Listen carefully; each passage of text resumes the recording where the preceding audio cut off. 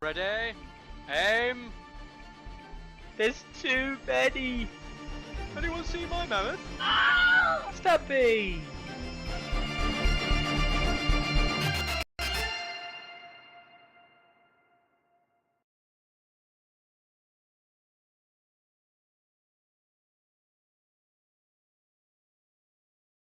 Hello! We are back for another Monday. It's October now, fully in into October now, and back to the swing of things after the hype that was the LGT, of course, last week. Carlo, what interesting fun stuff have you been up to this week? I put Targs in the builder. I also did the September data, which I think we'll come to talk about. But yeah, basically just did a little bit of work on the website for the first time since like before the LGT. Been busy working on things that people can't really see or do, or whatever. 99% of people don't see any changes that I make to tournament admin, but that's mostly been what's taken our time recently. But yeah, so a few things that people actually see, and I'm working on some other stuff right now, Awesome. which some people might see and be interested in, but you'll have to wait. Yep, it's absolutely reasonable. On that topic, we'll mention it later on as well. But if anyone has got an event that wants an image on the front screen, send images to Carlo if you've already got one, or send them through approval to me because I can edit them to make them look nicer or them the right size. So when Carlo gets them, he just puts them on rather than having to ask for them to be changed. They do all go to Carlo. Carlo does do all of this. It's just I act as a bit of a filter for him, so he doesn't have to deal with the inevitable, which there have been some. Carlo, do you remember last year one of the images we got through was yeah, you know the one. There have been some really bad images. There have been some pretty bad images. There have been some tiny pixels. But yeah. So if you know what you're doing, you can send me the image. If not, you need to talk to Mickey so that he can tell you what you're doing. Yeah. Or, in the case of like Carl sent me a mock-up, I redid it for the Las Vegas Open. And on the topic of that, it's on the screen right now, and on the topic of, Carl in chat saying that LVO tickets have sold out, which is great, right? I think that's a 48. Honestly, I can't remember. I think it was something like that. Should we I'll have a little... Is that right, Carl? 48 tickets? Rings a bell. A little look. LVO, 48 entries are on the site, so I'm guessing 48 tickets sold. Which would move it into the size of the largest US event. I'm pretty sure. It'll be biggest ever US event at that point. Which is unsurprising because LVO is the biggest stateside competitive event. Yeah, it's the world, right? It's the LGT of the US, right? Yeah. I mean, in 40k circles, it's the biggest event, 40k event that's ever run. Yeah. So I mean that's good. I mean growing LVO is a positive thing because growing LVO is growing the game in a competitive manner, in a competitive space, in a competitive event. And it's very similar to the LGT for us in the UK, right? In that having a big game at LVO is a very, very, very good thing for the game and your community as a whole. Yeah, I mean, realistically, like, if they were more clued into the competitive scenes, Simon should be running US nationals out of LVO, right? It is just universally accepted as the competitive convention of the tabletop game calendar over in the US. Gen Con is accepted as the developer showcase, sales, like developer showcase. It's where they should be showing off new games, demoing games, where they should be doing new releases, these kind of things.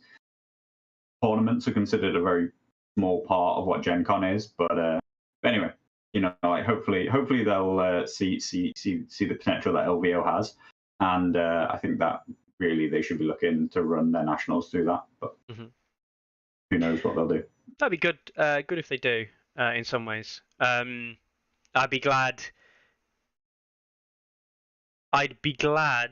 if Nationals moves to LVO. I think a lot of people would be. I mean, I know Vegas is still not It's not exactly cheap, but Gen Con is extremely expensive. LVO, the reason I think the tickets have been bought up quite quickly is that people were looking at if they could book hotels now, especially with some of the deals that are on for the locations and stuff. The actual cost of the event isn't really that bad in the grand scheme of things for a large event and things like that. Scorcher says LVO is too far west. Yeah. Too far west for what? Too far west for what? Too far west of the UK. Like, I would literally fall into the ocean before I got there. I mean, that means I have to get a boat or a flight, right? I mean, like the advantages of Vegas are that you can get subsidized flights to Vegas. It is cheaper to fly to Vegas on the west coast of the US than it is to fly into the east coast of the US, because despite the fact that you go significantly further, the Vegas region and the Vegas airports are cheaper to fly into because they're subsidized flights to bring tourism in. Mm-hmm. So many hotels available, so many things. You have to fly to the location. Okay. Yeah. That seems like a big. This is just the European speaking, but like that. You can fly to the location. Yes. Yeah. You basically can't fly to Gen Con, right? Or not internationally. So yeah. I mean, I guess I just don't understand the American fascination with driving everywhere. Like, who'd want to drive to Gen Con? But I know people do, and I know people think that that's normal, but not for us Europeans. No, we just get flights. I mean, it's different because I guess it's the same as if you're talking state to state in the US.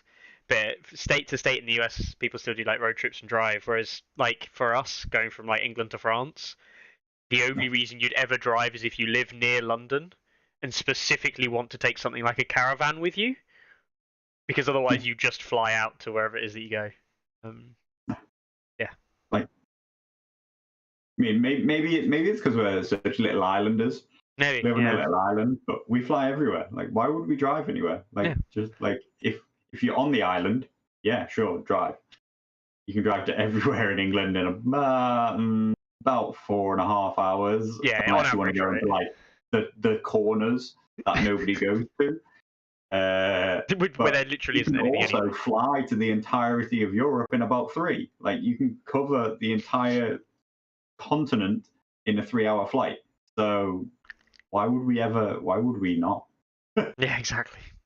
And we live on the far west of Europe. We are about as westerly as it gets. Forgetting little Ireland there. Ireland being the birthplace of your lovely wife. Just forgetting that technically they're the most westerly. That's ours anyway. Oh god. Right. CMON news. What's CMON news? Yeah, there's some CMON news. Did you not see the CMON news? No. Where would I see the CMON news? Like, do you not follow CMON on Facebook? No. Oh, well, that's right. The problem is because that's where they share all their news. Yeah, I guess I never even they don't have a Facebook presence as far as I'm aware. So why would I follow? I know. I don't want follow CMON. CMON as a whole.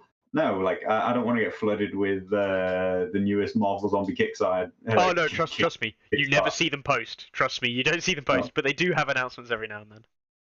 So they have got an announcement. CMON recently they announced their Cthulhu mythos-based board game as their new Kickstarter. So that's Kickstarter came out. I think they announced that like 2 weeks ago. I think maybe a week and a half ago. But they've also said that they've got a surprise waiting for us this Friday, not related to Song of Ice and Fire from what I can tell. And the image that they shared as part of this surprise is Zombicide 2nd Edition, Zombicide Black Plague, Zombicide Invaders, Zombicide Dead or Alive, Ankh, Massive Darkness, Cthulhu, and Rising Sun. So what they're doing with this stuff, I don't know. It could be a new... Yeah, Death May Die Season 3, It could be anything that they're introducing to one of their lines there that's kind of having cross-game support. I don't know. It's not Right. related So to we Songwriters actually Fire. just mean generic CMON news. Yeah. I honestly, when Ross said it, I was like, oh wow, there's been some song news that I've missed out on. Yeah. Yeah. Ilya says it's actually really good. Eric M. Lang was a designer for this one. Oh, cool. Yeah, so if Eric Lang is involved, it's usually pretty decent, at least to some extent. Remember Songwriters on Fire, that game? He was involved with that one time. Pretty good game. All right, so other stuff that's happened this week. I'm ill, so if I do cough and have to pause myself and mute myself to cough massively, I thought I had COVID over the weekend, and I did a test, and I do not have COVID, which is annoying because it means I had to go into work today. If I had COVID, I might have been able to get a day off. Alas, that is not the way it is. So yeah, we'll just dive in, I guess, straight into Targ Hero 3. Which yeah, is a bit slow on this one. a bit slow on this one. We are so slow on this one, right? But we're talking about it on Tourney Ground using the images that we've got on the stats site because they're already on the stats site. There you go. That's how slow we are this week.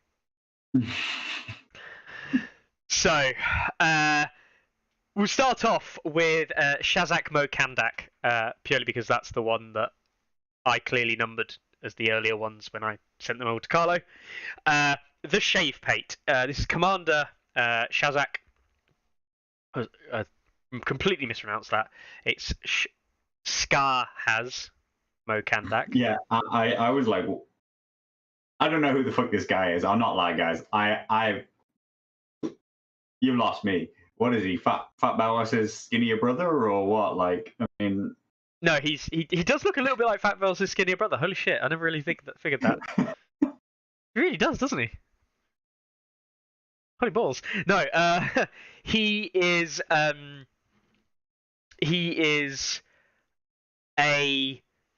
Mickey commander. Okay, no. cool. He is a commander. He's a commander. Well done. Brilliant. A commander of the Brazen Beasts. He is effectively the commander of the City Watch in Marine or wherever it is. I never remember which one it is. I think he might be a Giscari or a Marini. I don't know. He's the guy in charge of the City Watch in the city where Danny ends up staying for the long time. Cool. That's yeah. He's a dude from Marine. Yeah, he's from Marine. Anders, thanks. But we don't really have any models that represent his unit, his faction in any reality, right? Like they're not Unsullied, they're not Stormcrows, they're not. We do know, like obviously we talked the other week about this Brazen Beast box that's supposedly on the way. If Brazen Beasts come out, this is what his affiliation, for want of a better term, would be with. So we'd assume that he'd have quite a lot of synergy with that. But yeah, as it currently stands. But he doesn't actually bring an affiliation, and he doesn't do anything for Brazen Beast units. So. Yeah. Everyone in chat's been like, yeah, he's kind of important and like he's a big deal, and he is in the books. Actually, in the books, he doesn't appear in the TV show at all. Like I don't actually believe not even a representation of him appears. But yeah, the Shave Pate is a very, very important character, and there's this whole like the politics of what's going on in Marine and the city-states out there with Danny, relating to the Sons of the Harpy and all of that, which Carlo's lost. Wow, it's just. It's quite interesting in the books, but I mean, it's been a I long guess. time. I guess. Yeah. I guess. I'm just not that interested in Danny's whole story arc, like as a whole. Yeah. Like I'm sure it is great in the books, right? Like I'm sure it's very interesting to see everything from her perspective. But I actually am way more interested in Westeros. I mean, I will say this. I share you in that I'm not that interested in Danny's story arc that much. But it is more interesting in the books. There's some very interesting kind of parts to it with the whole separation of when Drogo dies, the separation of the Khalasar and how it all kind of like mixes together, and then she ends up with people and ends up with like a ragtag bunch of absolute nobodies that are just wandering through the steppe kind of thing / desert. And yeah, it's a very interesting story, and the characters are quite interesting that she meets. But it's also really weird in that there is like moments one of the things I remember most from Dani's story is that she kind of gets carried off by one of the dragons to some really it's Drogon, I think, to some literal random like plateau, step. Well, I forget what you call it, but you get them in America, right? The rock formations that kind of come out the ground, and they're just like they look like teeth, and they're massive. You know what I mean? I can't remember what they're called. Yeah. But yeah, they describe it like that. I don't know what. And they're just she's on this thing, and you're like, well, what the fuck is this? What the fuck is going on? It seems like just weird, random her and this dragon off having some weird fantasy in this desert place. But yeah, no, very odd, very very odd. Anyway, Kazmo Kandak, maybe. Skazmo Kandak. Yeah, we'll go for that. Kazmo Kandak. The Shave Pate. Kazmo Kandak. Shave Pate. Mr. Pate. Mr. Shave of the Pate. He comes with Insight, which I think everybody who looks at Insight goes, oh, cool. Right. Awesome. Move on. Yeah, I mean, like, it is vicious. Like, it's vicious once a turn, and you don't attack that many times. And, like, roll your highest dice is just like, well, okay. Like, if you've happened to have lost some ranks. I guess it's, you know what, the trigger as well. I talked about this before with Targs. The trigger is actually not a trigger that Targs use as well, like on attack. Yeah. A lot of their attack buffs come from charge cards rather than attack cards. So yeah, it doesn't conflict. It means I guess you can.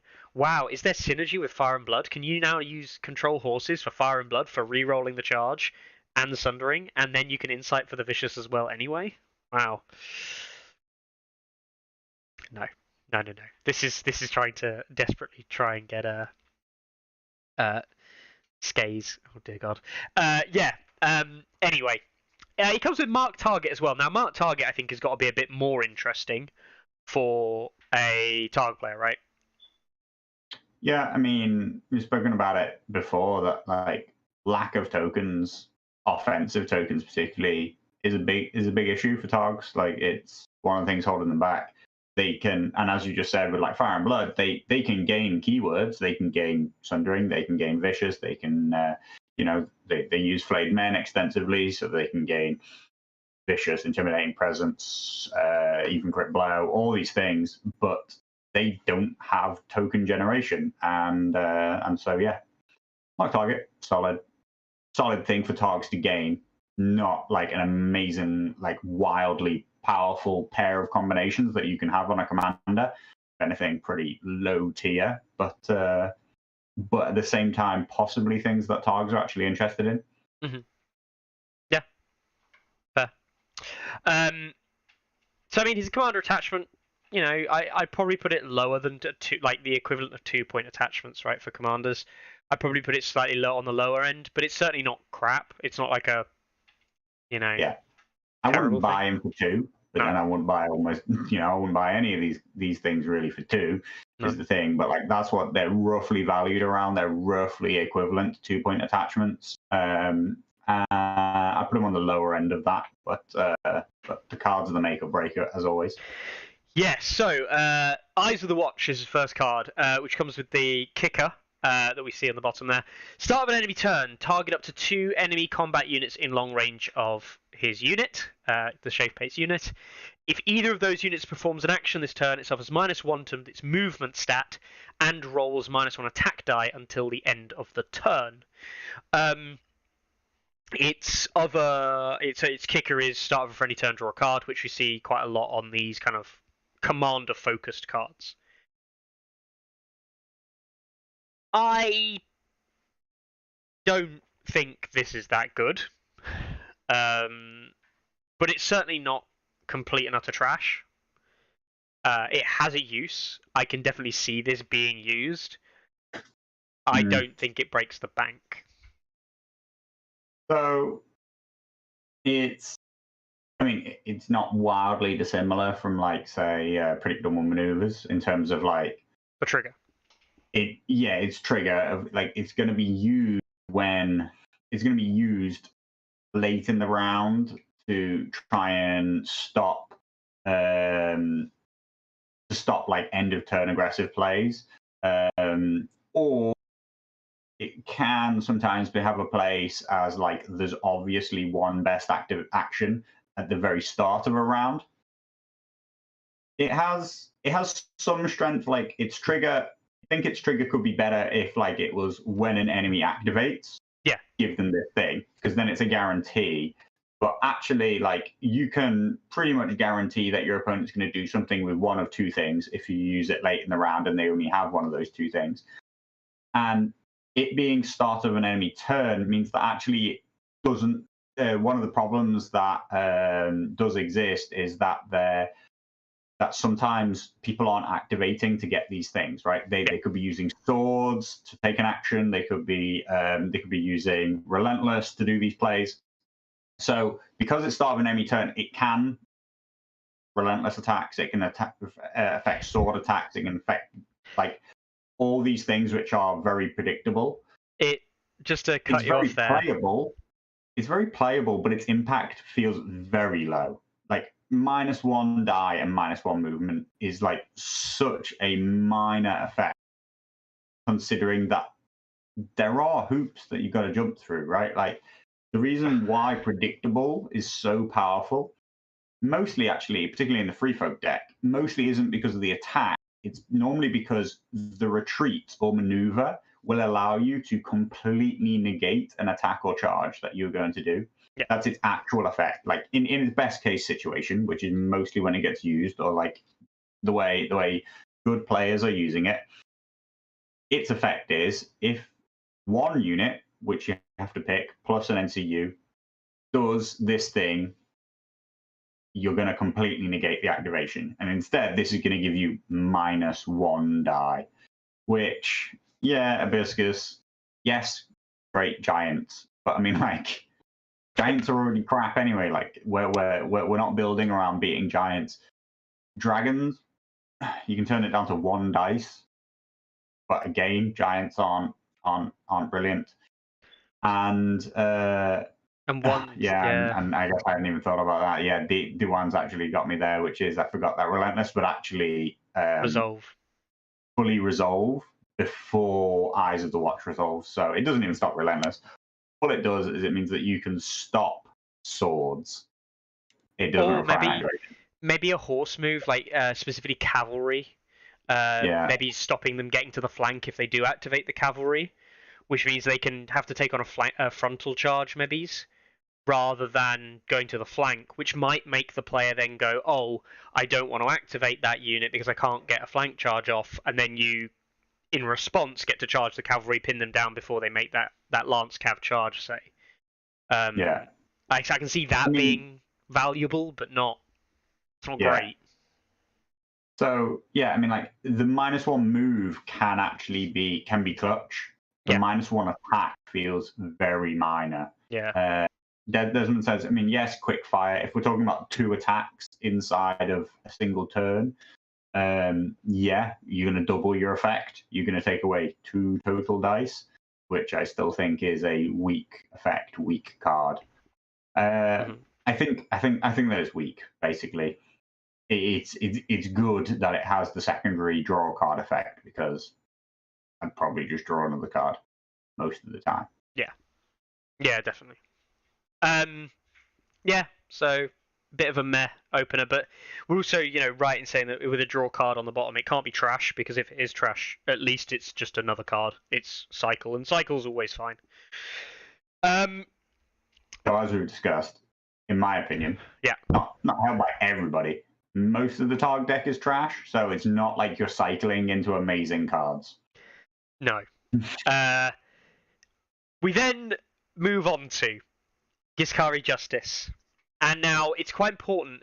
This is the card that they just earmark the cards randomly, I think, as to which ones does replace based on like amount of space on the card to include it. But this is the card apparently that replaces Unstoppable Advance.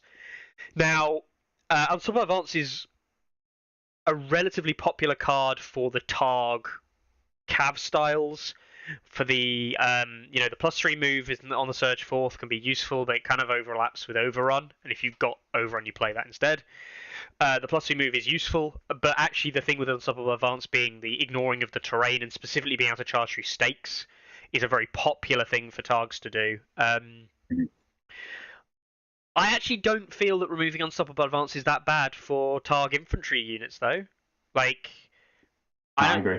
I don't think that's a bad thing. I think that's a good card to remove if you're going to remove any of them, because you don't have that cav move on activation. So, the actual ability itself, after a friendly combat unit is targeted by an enemy ability or tactics card, after resolving that ability or card, target one enemy in short range of that unit, it suffers 4 hits, then suffers a panic test. I think that's brilliant. Not gonna lie, I think it's brilliant. The effect is brilliant. Yes. 4 hits and a panic test is... Love it. There is a few hurdles. I mean, yes, a friendly unit being targeted by an ability or tactics card is pretty common and regular, but you don't have complete control over it. No. And it then being an enemy in short range, the short range is the only thing that feels painful about this card. If this said long range, then I'd be like, what a phenomenal card. Everybody wants this card in their deck. Short range, we'll see. It does mean, like if you're engaged, all that kind of stuff, like that's all going to work. It's good. It's good. I can't actually quite think through how often I do feel like this card is going to sit in your hand for a little bit, probably waiting for your opponent to let you trigger it. Now it's worth keeping because when you do trigger it, it's going to be worthwhile. But I just think the amount of times that like people sit at relatively long range doing war cries on each other, doing all sorts of abilities that again target target just doesn't targeting somebody within short range of you. I just don't think happens that often that you will be able to use this card on demand. You will have to manufacture its triggering against some factions. Yeah, I feel like you almost, which is actually a common thing in Targs, I think, anyway, but it almost feels like you have to throw something into the fray and just say, look, it's going to get hit by something. I can imagine that. I mean, there's some dumb stuff, right? If Jorah sits within 6 inches of you and Jorah targets you with scout openings, that's technically targeting a unit with the order. That's technically being resolved, so you could do 4 hits to an enemy Jorah, which is nice. And then the panic test. But yeah. What? In what world is Jorah within 6 inches? Yeah, exactly. Yeah. That's the thing. That's It does, like, if we talk about free folk, things like anything that targets the unit itself. There's a lot of stuff in free folk. I mean, Warcry, for example. We've got traps. Technically doesn't, so that doesn't count. But then you've got things like there's too many, which is quite a nice little counter. So you could maybe get 4 hits and a panic test off onto a chariot, which could be quite nice. I don't think it's not breaking the bank, right? It's not an amazingly fantastic. This is an incredible card, but it's certainly not a bad one either. No, I mean it's good. I just think that people are going to look at it and see the effect and be like, "Whoa, what a card!" And then I think they're going to become frustrated because targeting rules.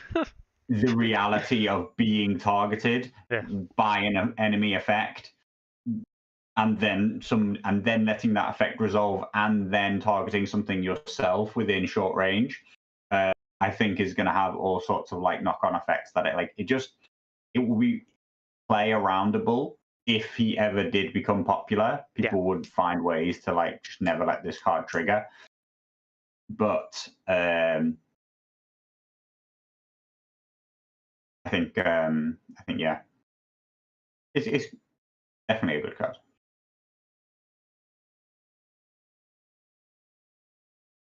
I've just YOLO'd. a little bit. That's actually very interesting. Right, okay, so I'm thinking a cav charge, mostly cav charges because they're the most dominant thing that we see from Targs into squishy enemy, right? Or it could be an unsullied infantry unit charging like a cutthroat unit, right? It's not unreasonable that you don't kill the unit. It's in fact, it's quite reasonable in Targs that you don't one-shot a unit from full health. It's very reasonable.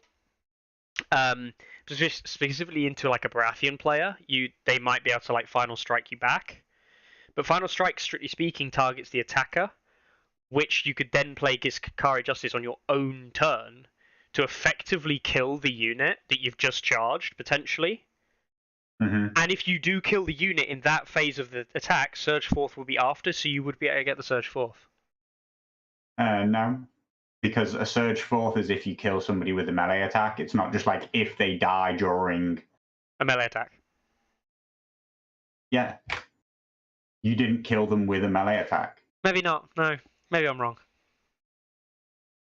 I think it's an interesting thing, though. I think there's some stuff there, though, that I would consider. And so just to answer Loki, yeah, like as Nash Labs already responded with, the unfortunate reality of targeting is that traps don't target because there was nobody to pick from multiple options. The only person who could be selected was the unit that activated, therefore they weren't targeted. So yeah, and then yeah, and D1, like it feels like the initial reading feels like you have to survive because otherwise you're not within short range of anything. So if you die from allowing this effect to happen, be it you died from final strike, you died from an enemy offensive card, you died from whatever it was that targeted you, then you can trigger the card. But now when you come to target somebody within short range of that unit, you're not on the board. So yeah, which is another problem. All right, then we'll move on and we'll go to keeping the peace. Feels like what we have to do in chat sometimes. No. When an enemy NCU activates, target one enemy combat unit in long range of his unit, the Shape Pates unit. Until the end of the turn, that enemy cannot be targeted by tactic zones, with also the secondary condition kicker, start of a friendly turn, draw a tactics card. I think this is absolutely fine. The condition of long range of his unit is an unfortunate case. Mm-hmm. But I think the card is good. No swords. We see intercept orders from Tyrion, specifically. Is quite powerful. You target a unit and go, oh, I'm going to attack with this unit, and then he goes, no, you can't. Fuck you. You have to do this unit over here, or I'm going to heal this unit, and you go, no, fuck you. You have to target something else. Keeping the peace, of course, comes down before they take a zone. Yeah, which is significantly weaker. Yeah, which is significantly weaker. But it does mean that there is a play, though. There is still counterplay. There is still a thing you are doing to say to your opponent, the thing you just thought you could do now can't happen. Well. You hope. The thing you guess they're about to do. Yes. Because they don't have to reveal what they're about to do. No. And that's the thing. That's the difference. Like they are orders of magnitude different in their actual implementation. Which, like at least it's good that this one's a guarantee. Intercept orders, of course, is a 3+ with a re-roll off of letters, yes, if I remember rightly. Yeah. Which you don't always have because, like the most common thing, or like a lot of common things are to stop an opening swords attack or stop an opening money bags, right? Yeah. You won't always have letters, though it can allow you to do something with Tyrion, for example, where your first activation is to take letters, whereas knowing that like sword, you like shouldn't normally be able to leave swords open, but you can in this case. But like I activate, I want to take swords. So what you do is you say, oh, you can't target the unit that takes swords. It's like, okay, well, I now have a choice. I can either take swords and target somebody else, or which is what intercept orders would have done after locking me into swords, or I can just choose to take any other zone and like now I could heal somebody else. Now, if there is only one obvious thing to do, then it is gonna deny that. But normally, there's more range of things that can be done. And of course, like if I have a zone replace as well, it comes in before the zone replace, so I can still do lots of things to like get around this card. I think that plus the long range means that this is a bad imitation of intercept orders, really. Oh, it is. It definitely is. But Abiscus does point out, it does stop an assault orders charge, potentially from Drogo, which ironically target against Targ. It's not really breaking the bank. I mean, it's the only thing as I can think of, really, is like specifically NCU replace abilities. That it's kind of obvious where they're going to go. Like, I'll use Illyrio just because it's the one that springs to mind, but Lady Val would also be very relevant here. Effectively stopping an enemy using a replace ability on an obvious target that they want to move up to, say, claim an objective, or you want to heal, aim on. It doesn't stop the aim on heal, but it can stop an aim on bags against Night's Watch, which is a little bit more palatable because it might only be 3 wounds healed rather than the 6 that we sometimes see. Yeah, I don't know. I don't think it's amazing. It certainly isn't going to break the game. But I don't think it's crap, right? It's definitely not crap. Right? I mean, it's a bad version of cards that exist elsewhere. That's the difficult part, right? Yeah. Yeah. That is a theme I think we're going to see very quickly, actually, in some of the other stuff we look at as well. Bad versions of cards that already exist. Oh dear. Hey, you can always just draw another card. You can just draw another card. What? I tell you what, I'll keep the piece into what was it? Eyes of the Watch into Giscari Justice. There you go. There's my friendly draw. Oh no, I didn't like that. I'll draw another card. Oh, I didn't like that. I'll draw another card. Alright, there we go. There's what I wanted. I'm glad that I've got a 20 card deck and most of it is search for the next card in the deck.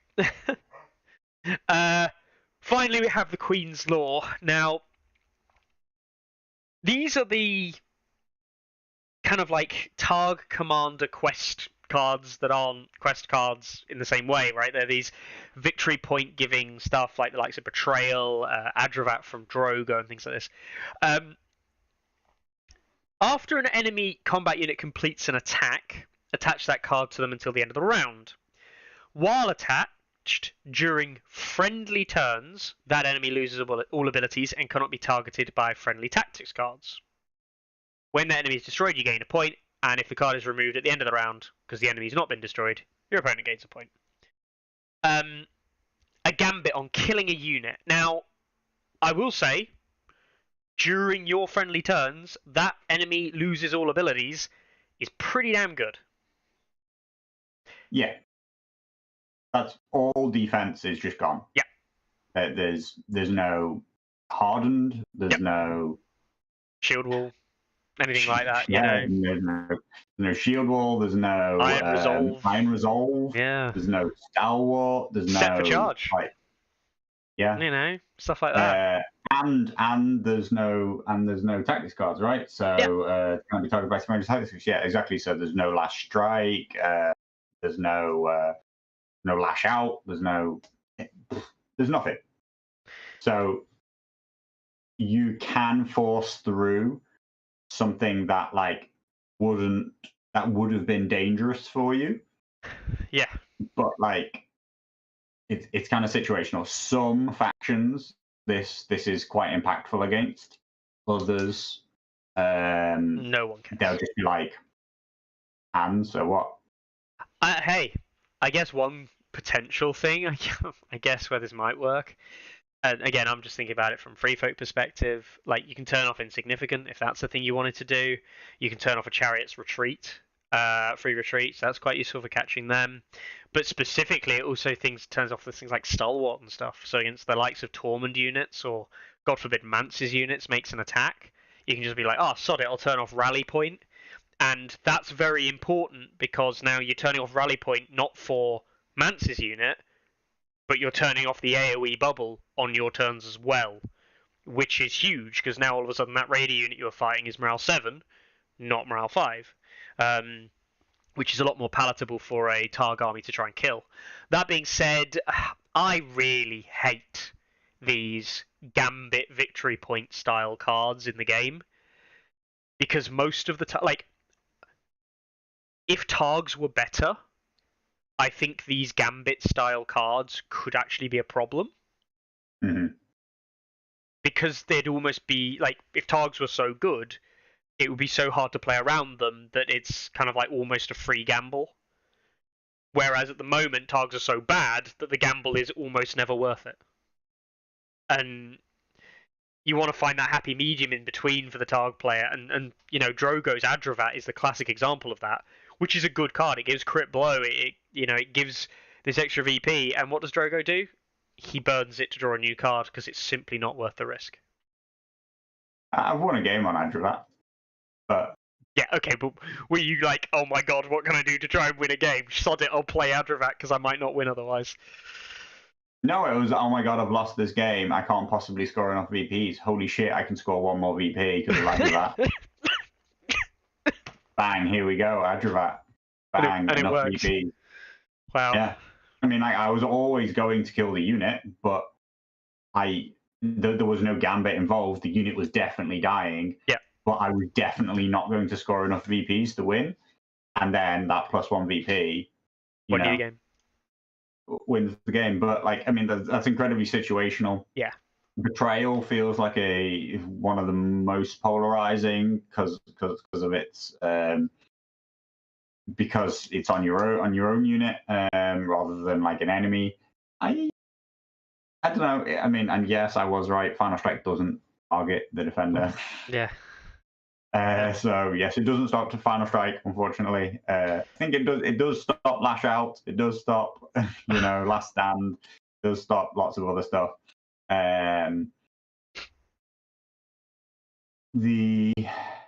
It's not the worst.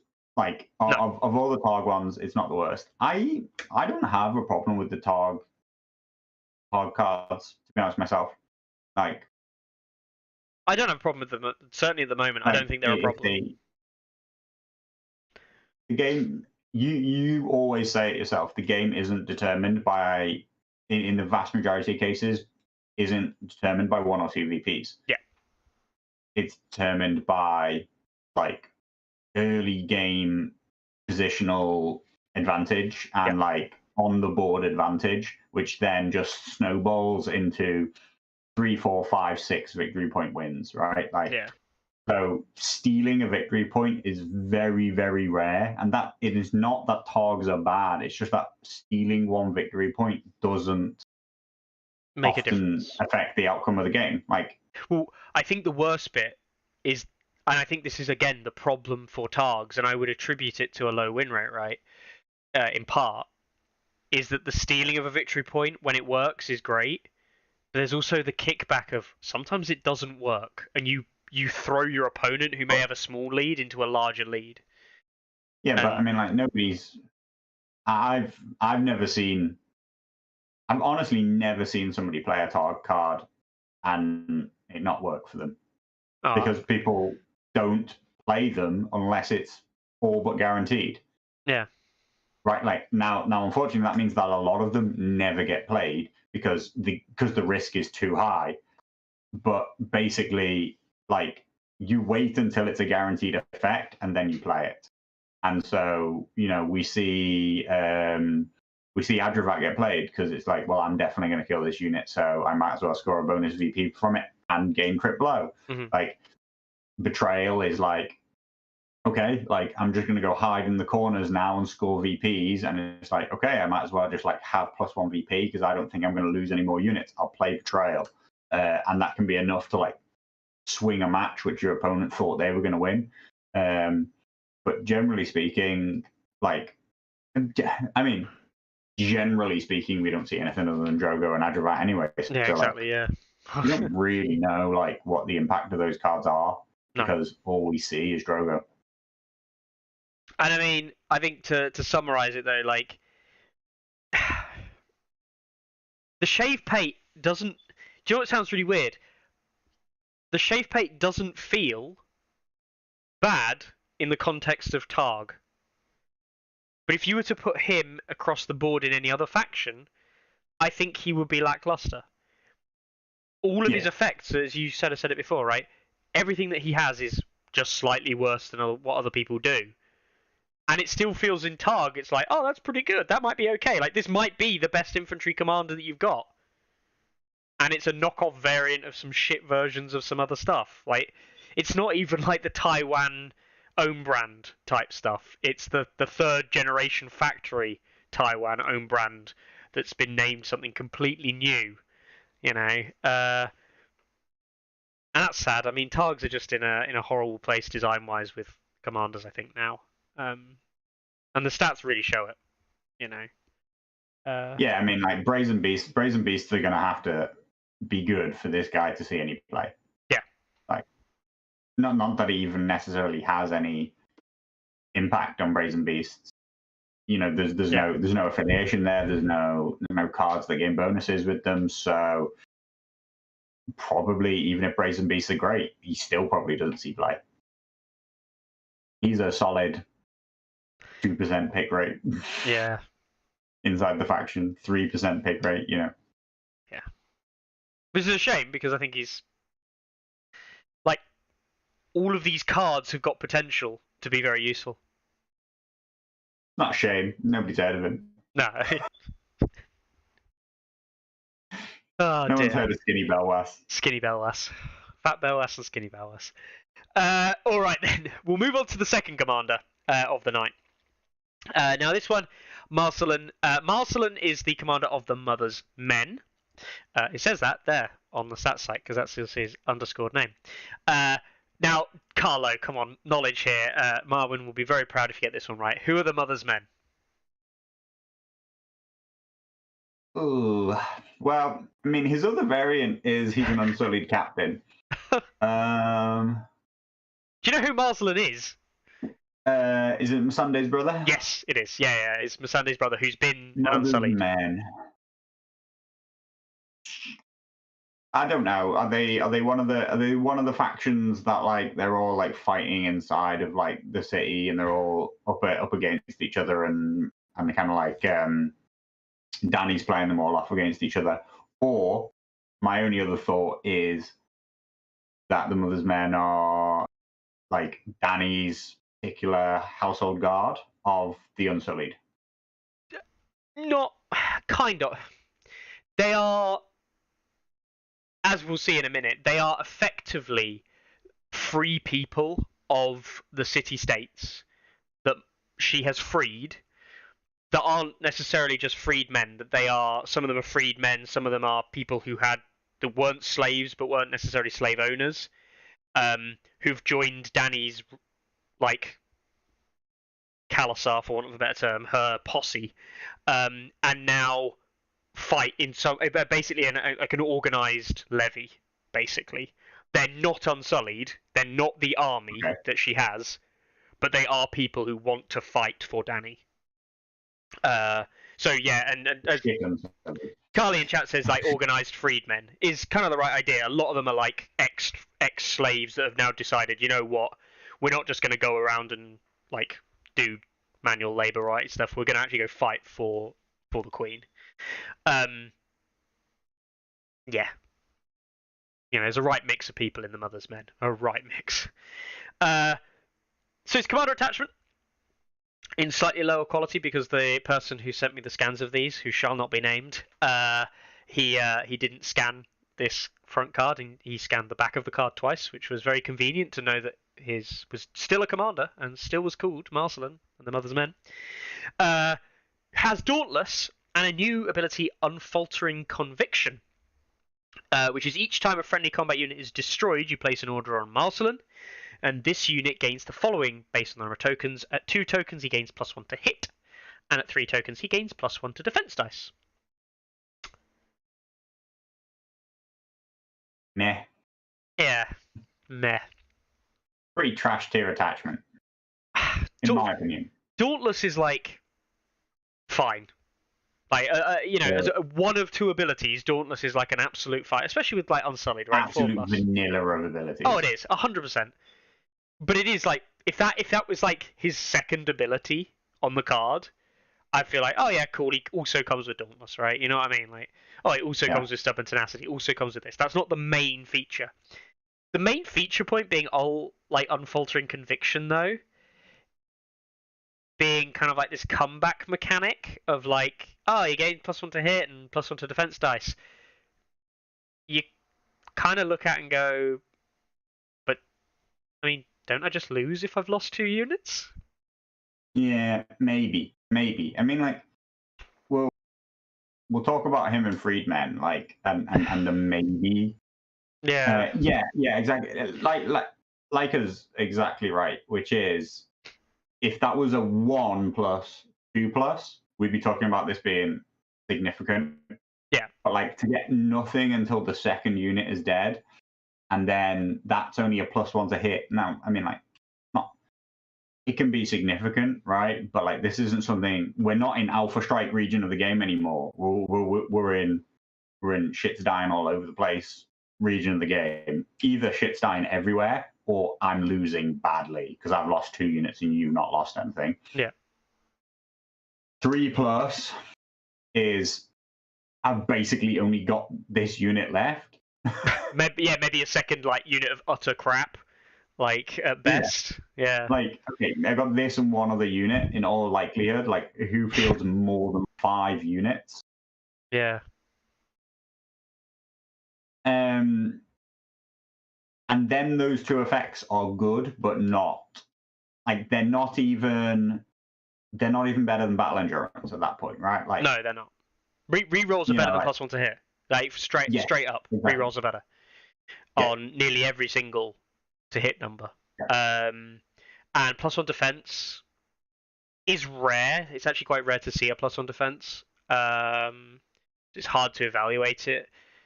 But also, I think that's even weirder in that +1 to defense dice. I mean, this is going to go in.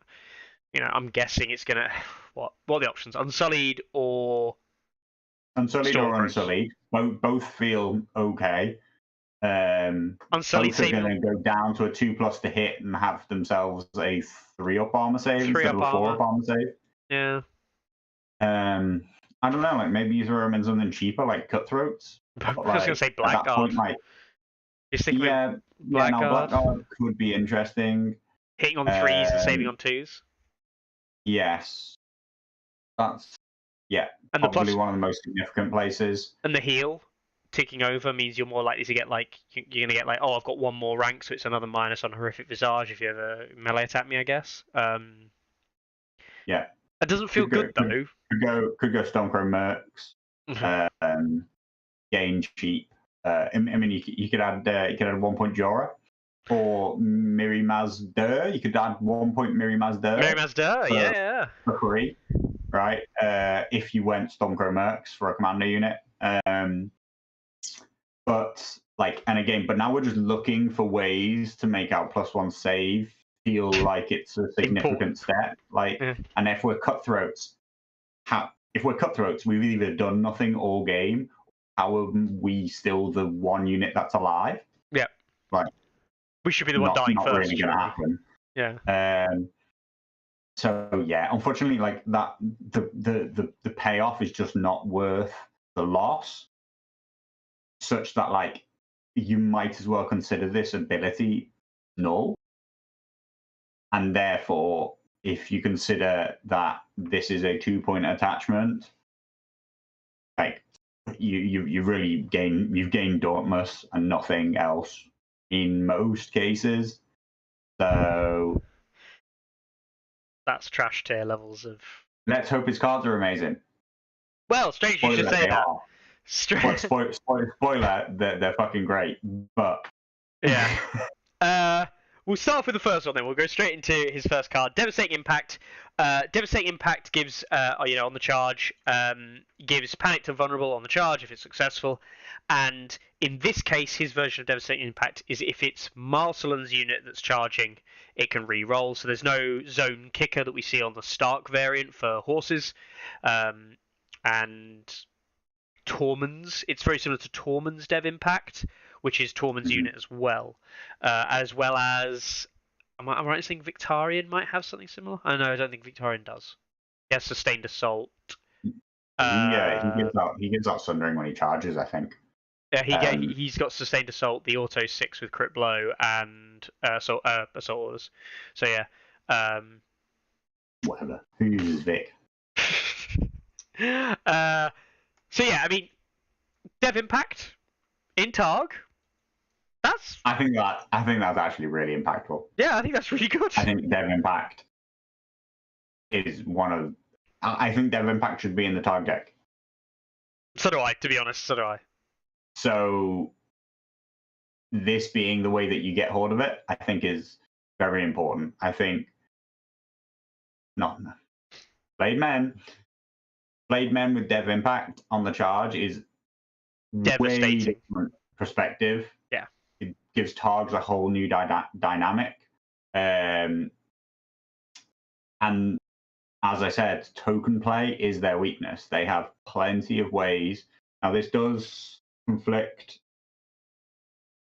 Does it conflict with Fire and Blood? Yes. Fire and Blood is also same trigger. Yeah, because Fire and Blood lets you get charge reroll, and so it's before charge, right? Yeah. It does conflict with Fire and Blood, so you can't have like reroll distance, both tokens, and have Sundering and Vicious, like you can't trifecta it all up. But Dev Impact is way better than Fire and Blood. Yeah. Gaining those two tokens on a successful charge is way better than gaining Sundering or Vicious. Probably you had one or the other anyway. Well, yeah, you had Vicious because you're Flame Man. To be honest. And I think that is big. Yeah. I mean, it's an unconditional war cry, effectively, like people say in there in chat. Like in some ways, Dev Impact, if people don't remember, Dev Impact in the olden days in 1.6, where it did something very similar, and you also got rerolls and stuff. There was also you also gave out didn't give out tokens, right? It gave out auto hits as well, or auto wounds or whatever. But when you had cards like this that solidified damage output with the likes of tokens or auto hits on a charge, they are so impactful, it's unreal. And if you don't have access to that, you better have something like Warcry instead, which allows you something similar. Because token play is so important, especially in the game right now where 3+ armor is important. Speaking of Warcry. Yeah. So, great. Shall we move on to his next card? Yeah. Now, before we discuss this next card, I am going to alert everyone to a potential trigger warning that I want everybody to have on this card. Because when I saw this, when we saw this at the LGT, it came out on the Thursday, I think, when it first got leaked. We were driving down, and I was saying to Carlo and Dan in the car, I think, on the way down to London, this stuff's come out. There's some interesting stuff. And we didn't talk about it much. We just kind of went, all right, cool, whatever. Can't really process what it all means now. And plus, this weird hotel's waiting for us.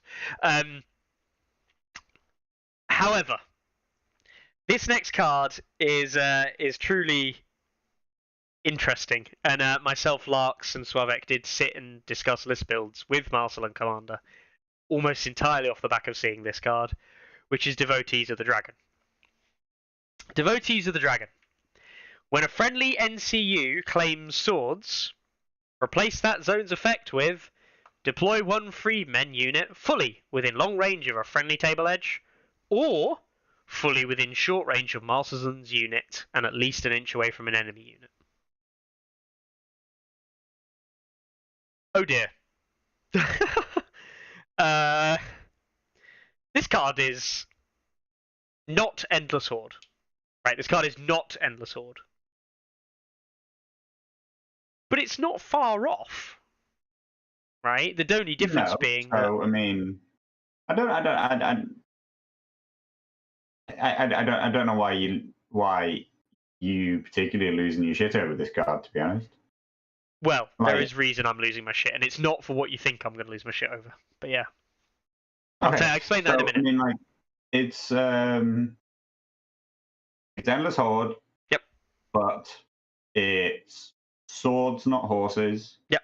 It's freedmen, not raiders. Which raiders without an attachment?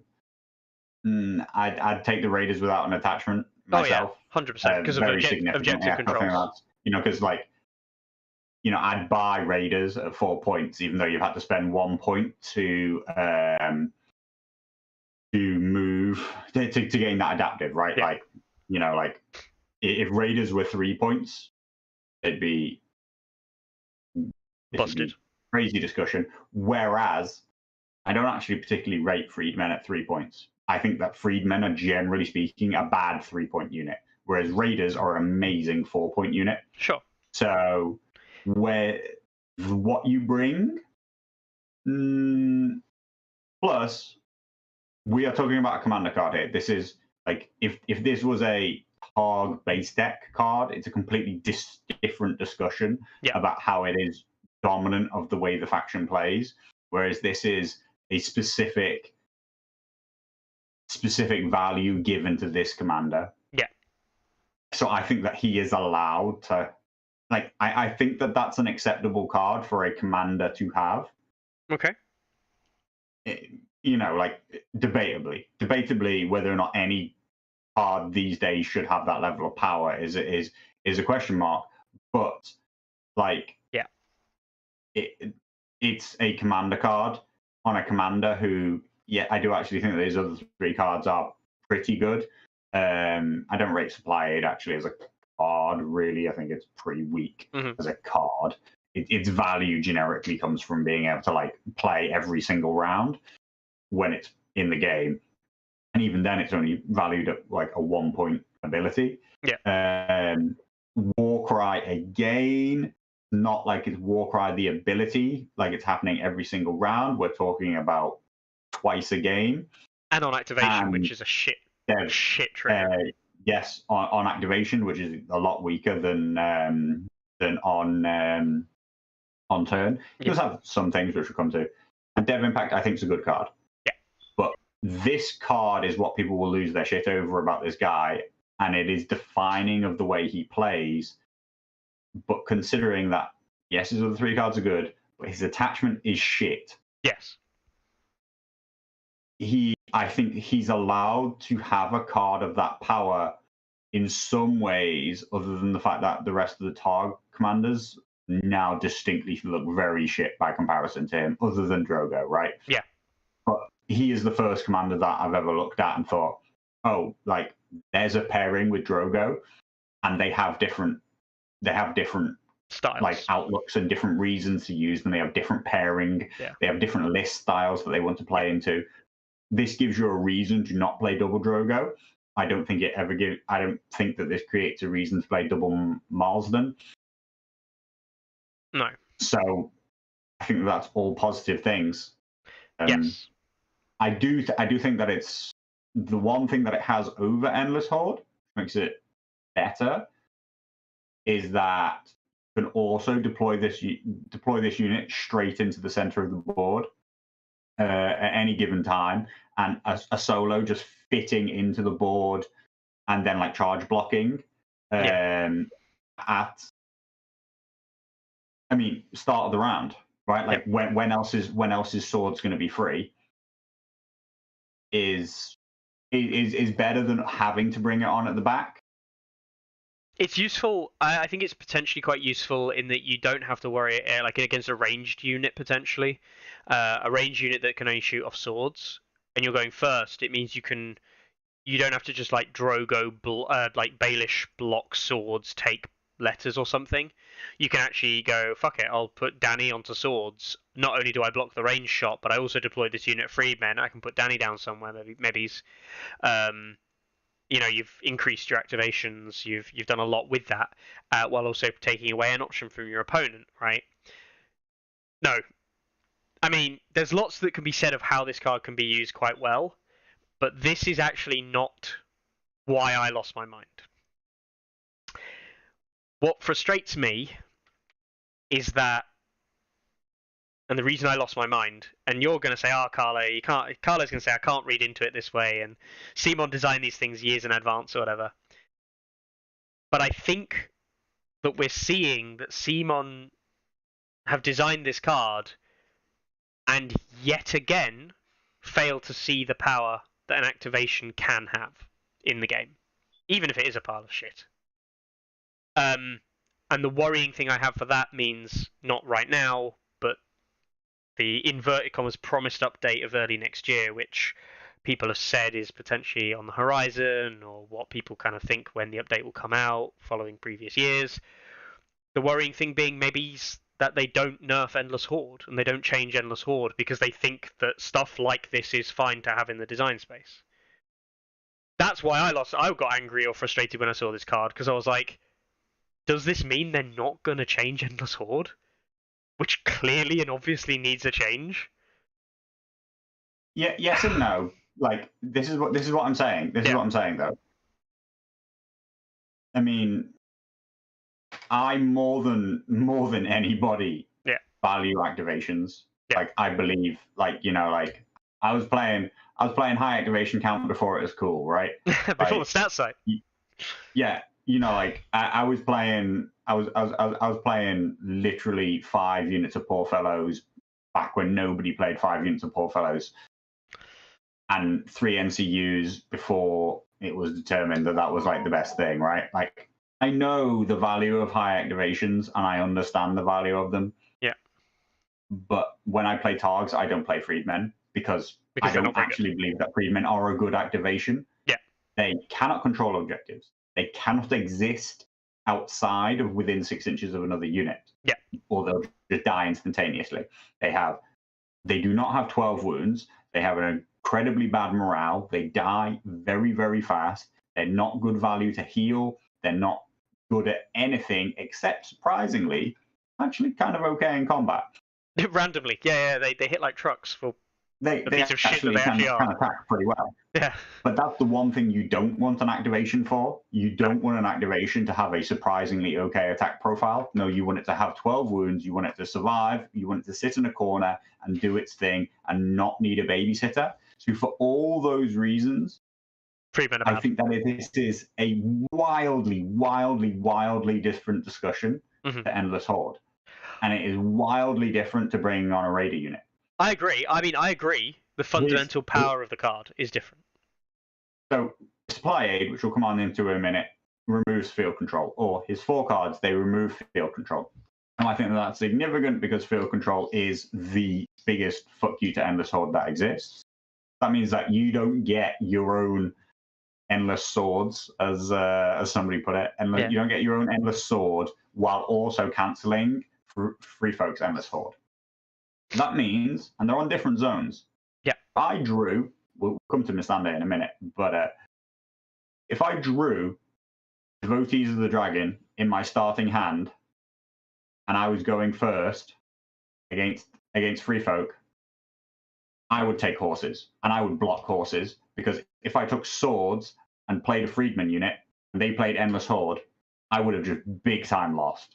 Like, I would have had a huge disadvantage, in my opinion. That trade is really, really bad for me. And so when I think about it in that perspective, I just don't think that this card is anywhere in the same power level. And it's a commander card, and it's specific around the way he builds, and it's supposed to play into his ability. I just don't think it's the same discussion. I think for me, though, it's the design space, right? In that I'm not suggesting that Raiders aren't going to go unchanged, or, we can talk about changes to the game all day if we want. But, like, what I'm worried by is all they simply see is what the design says. And this card, for all intents and purposes, says exactly the same text on it that Endless Horde basically does. Now, we can argue, like we have done, and I do agree with you that Freedmen are significantly worse than Raiders. but perhaps they think that they're not worse.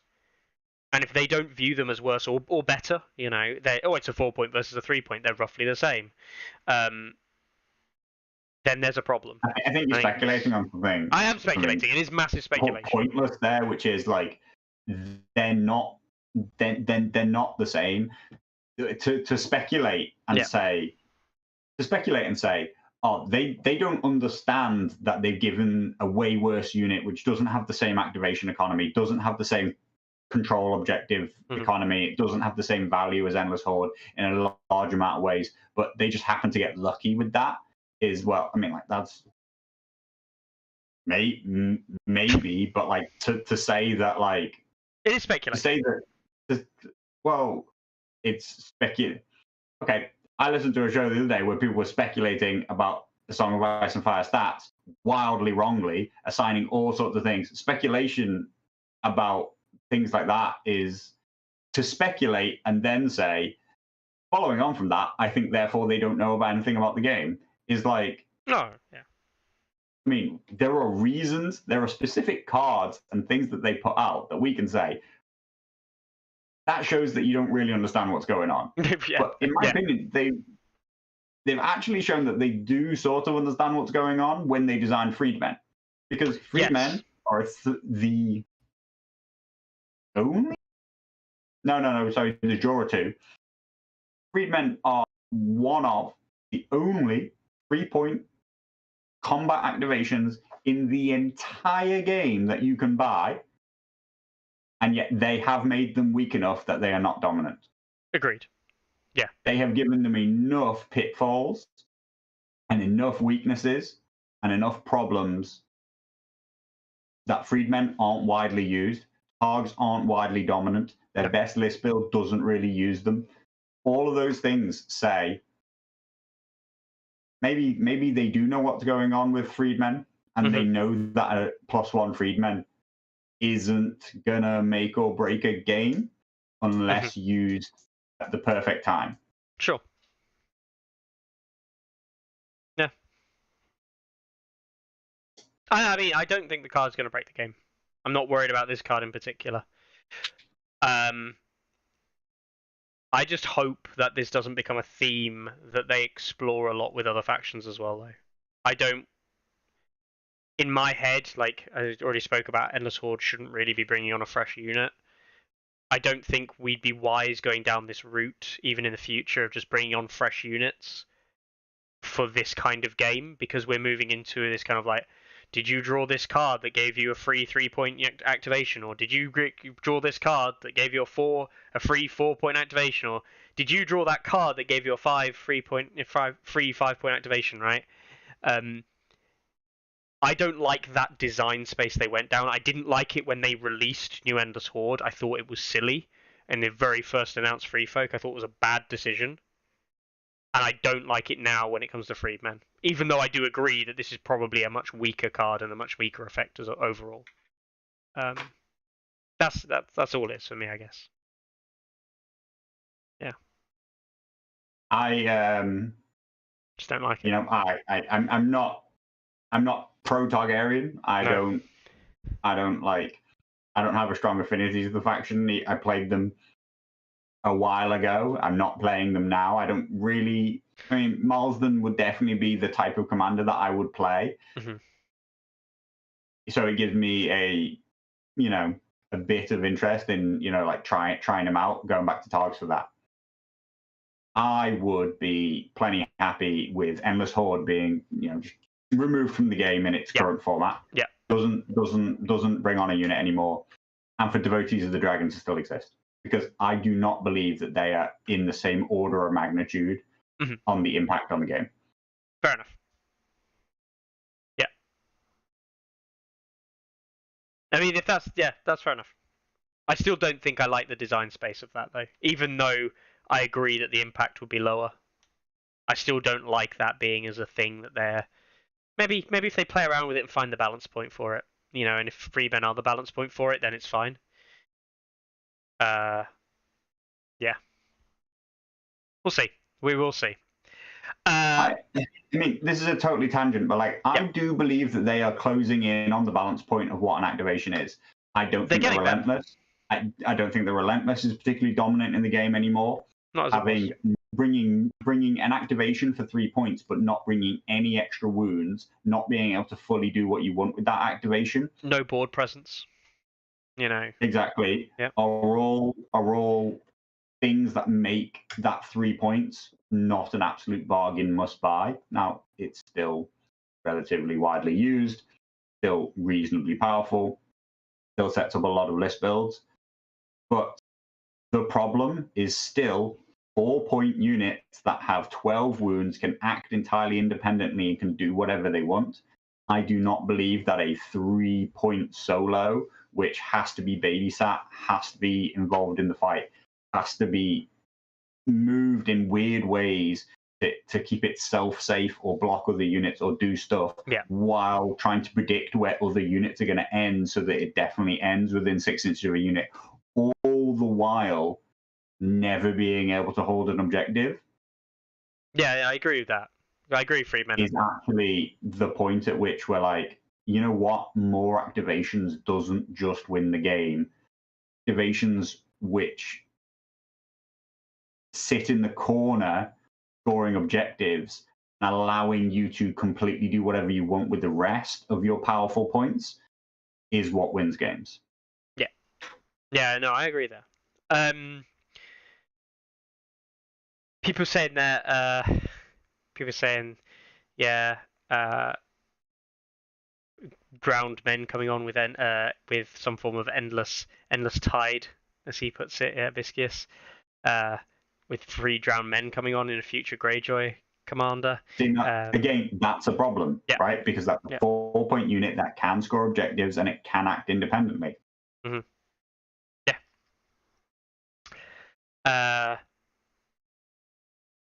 People saying they the won't Freedmen are fix bad. Freedmen. Then what you think needs fixing? Like, I think if you buff them, we'd be back to discussing this being a problem. But I think that they are actually in the absolute sweet spot for a 3-point unit, which is we do see some people field them, but not often. And I've never seen a successful spamming of freedmen so far. I do know a man that would love to spam them, and a man that has had some ideas, and that is, well, Slavik and Larks, definitely. When we were sat down building some ideas, there is some... Slavik loves 2 things in life. Slavik likes activations, and Slavik absolutely loves his favourite thing in the game, Carlo. Do you know what it is? Solos? House Bolton Cutthroats. He absolutely loves them. He thinks they're like the bee's knees. And so Freedmen with Cutthroat support was one of the things we were discussing. And I mean, obviously we discussed it and went, well, this just dies to Mel Jacken, like, immediately. But he has some very interesting ideas of a couple of units of Cutthroats and some Freedmen to act as buffers and gang up for re-rolls, vulnerable, hitting on 8 dice, hitting on 2s or whatever with Cutthroats. Oh, the meme is alive. I don't think they're not gonna break the game, but Slavik, do it, mate. Yeah. You'll find that you're wildly weaker than playing Free Folk. Yeah. I mean, this is in a world where Free Folk isn't dominant, which we can only hope, which I think everybody at this moment is hoping for. All right then, supply aid. We mentioned before, removes field control, rip, which is actually kind of useful in some other scenarios. Useful to only give that 3-inch shift rather than the pivot. I've discussed it before, how powerful the pivot sometimes is of the horse, especially for factions like Baratheons against cavalry, where you're in your flank. Oh shit, I can't now turn around. Supply aid though, good card. I mean, it's a fine card. You mentioned before it's not as good as the Order, completely correctly. The cool thing, I guess, here is if you've got these freedmen, you can use freedmen as a battery for supply aid and just go, fuck it. We'll make freedmen into Unsullied, that'll do. And these freedmen suddenly become, like, for want of a better term, a 4 heal onto some to some Unsullied mevies. I think that has value. I think they synergize, I do think that's right? quite a defined card, right? Like Yeah. redistribution of wounds, like it can be clutch. Yeah. To like gain ranks just before an attack, keep you alive that your opponent thinks they're going to double tap something. Just like towards the end of the game, all you need is this unit to survive, and so you just like throwing wounds at it. But overall, we're only gaining 1 wound, so we have to be trading up with this card, or like gaining a very significant improvement. Because unlike, I say, the order supply aid, which is quite often just used as like, okay, I'll take 0 and give 1, and you do that every single round. This is only going to happen a couple of times a game. You better make it have an impact. The loss of field control, I actually think, outside of the whole discussion around it blocking Endless Horde, and that it's quite important that it doesn't, because it still means that trade-off is not positive for you. I think that outside of that effect, field control is generally kind of a shit card. Like, it's one of the cards that I don't want to see in the Targ deck. So I'm pretty happy with that as a swap out. Would I trade it? Would I trade it for Unstoppable Advance, for example? No, I'd probably keep Unstoppable Advance. So I think that's a better trade than the Shave Bait made. I specifically only like field control against it's what is now becoming rarer anyway, but traditionally all infantry units when you've got cavalry style lists where you want to be in flanks and stuff, because at least it prevents the infantry from being effective as a counterforce with horses. But that's literally it. That's the only reason you'd ever want field control. It's absolutely worthless in the early game. Like, oh, you weakened a unit round 1. I don't care. Like, I still went like, well, Baratheons, I still went 1 inch less than I would normally go, so I'm not even that fussed on the distance I travelled. Agreed. Supply aid, I like supply aid on the card. I like the idea of using this free unit of freed men to then supply a unit in combat. And actually, I like supply aid as well for a little bit more control over proccing Blood of the Dragon for the +1 dice and -1 panic test. You can activate a unit of, say, freedmen that you got for free, charge them in, do some wounds or whatever, maybe take some wounds back. Let's say you're not dead, and then go, sod it. You know what I'm going to do? I'm going to supply aid that unit out, kill it, giving me space to now charge in another unit, and I've just turned on Blood of the Dragon or something like that. I can now have a bit more of impact. We're talking about ideal scenarios here. We're talking about like perfect synergies, which just don't happen that often during the game. But at the moment, what I'm liking with Marzelin is I can see synergies rather than discussing this without Marzelin in the conversation, in which case I'm like, oh, this card does this. That's just what it does, and I've got no way of influencing that. Whereas I now have ways of proccing own cards, and I just think that's important. Having options, even if the options aren't amazing, but they do work. And as you mentioned, Warcry, which sucks on activation, as someone who's played Asher recently, Commander, compared to Warcry on an attachment, it is just worse. There is no discussion on that. It is literally just worse. And but still impactful in the Targ deck. Yeah. I actually think that doubling down on those 2 tokens of Panicked and Vulnerable, along with the Dev Impact, doubling the number of sources with which you can do it. This can combine with Fire and Blood, so you can activate your Flayed Men. Start 11 inches away. Now, that part is important because sometimes you might be taking on a 13-inch charge. But when you activated, you weren't within 12, so you can't walk by. That's why all of these things are a problem. Nikki's wondering whether or not you can cavalry move first. I think the answer is no. I think the answer is no, isn't it? But isn't this the argument of commanders? It's when you activate, you put the token out in Fire and Blood, and can you cav move first, then put the token out? I think is the. You're right. I think in that you can't do it. I think you're going to have to start the whole activation. Yeah, I agree. So anyway. Yep. You can Warcry, then Fire and Blood, set it all up yourself. Your issue is that you are encumbered to take the test with the unit that's activating. That's not always going to be an amazing morale. You can't just say, okay, I have Warcry on this 4+ morale unit. I'll use that and support somebody else. Yeah. So the setup is not as easy, but doubling the sources of those 2 tokens from, going infinitely from having 0 sources of those 2 tokens to now having 4 cards in your deck that provide them is really impactful. I think you're underselling that vulnerable token there from Screamers that we saw play so very often. We see more of the Blood Riders with Drogo, even though they're not good, because the war cry from them is significant enough to help support Blade Men or veterans or whatever else you're playing in that kind of dual cavalry thing. It's very interesting you mentioned that, actually. You mentioned Blood Riders aren't good, or it certainly doesn't feel like they're good. You mentioned it earlier today that Drogo feels like a support piece within his own list when you put him in Blood Riders, which just feels really weird. Someone did actually do this. They looked at the stats earlier and they kind of, inverted commas, proved us wrong. Can you believe that the best combat unit outside of Jorah for Targs is the Blood Riders? Yeah, but they're not Flayed Men. No, right? They're not Flayed Men. If we include Flayed Men are plus 116. So that's the comparison that we actually need to make. Yeah.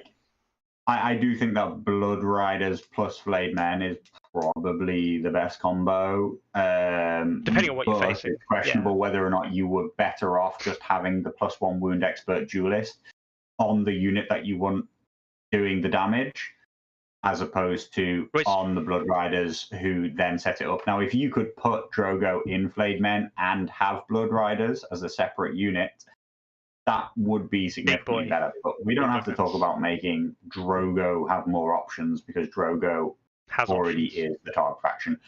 I do think that Marsden will see play. I do think that Marsden will become a viable second choice. Yeah. I think that he brings a whole new build dynamic.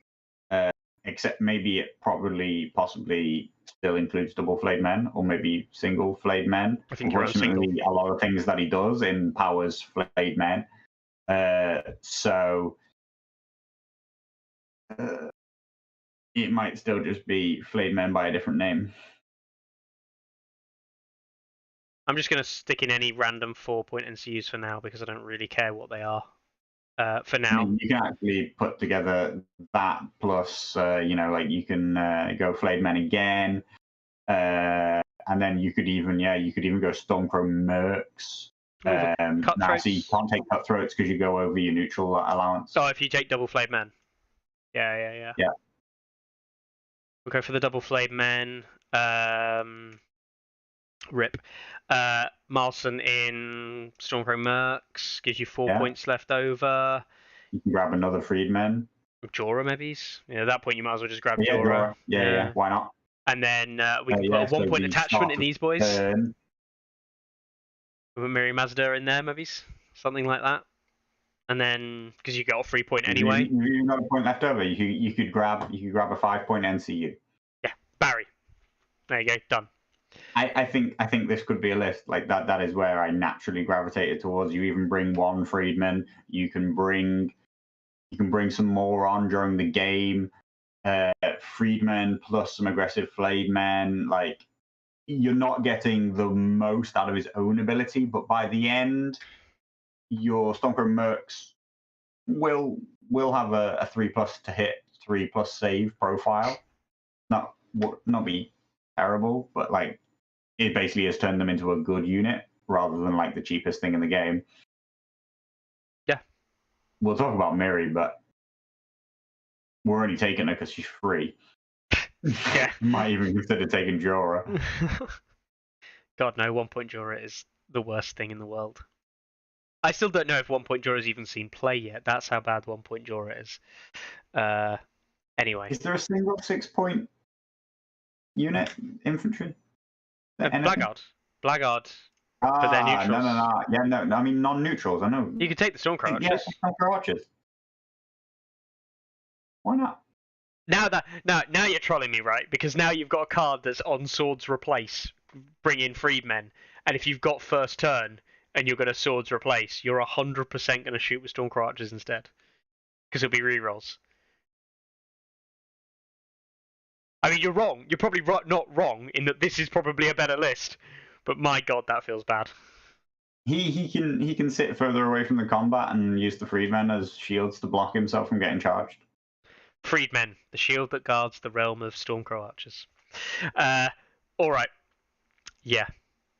At least there's list options, right? I quite liked single Flayed Men with then 8 points spread about some other areas and getting some more units out on the field. He gives a new dynamic, right? Yes. Like, yeah, and I think that is much needed for the Targs. Agreed. So there's the commanders. Only an hour and a half in. So we'll look at the. Nobody cares about the rest. Nobody cares about the rest. And the rest are attachments, rip.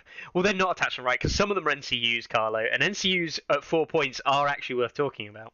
And if they're Barry, they're almost worth talking about at 5 points. Or targeting. Right, so we'll jump to the NCUs before we jump to attachments.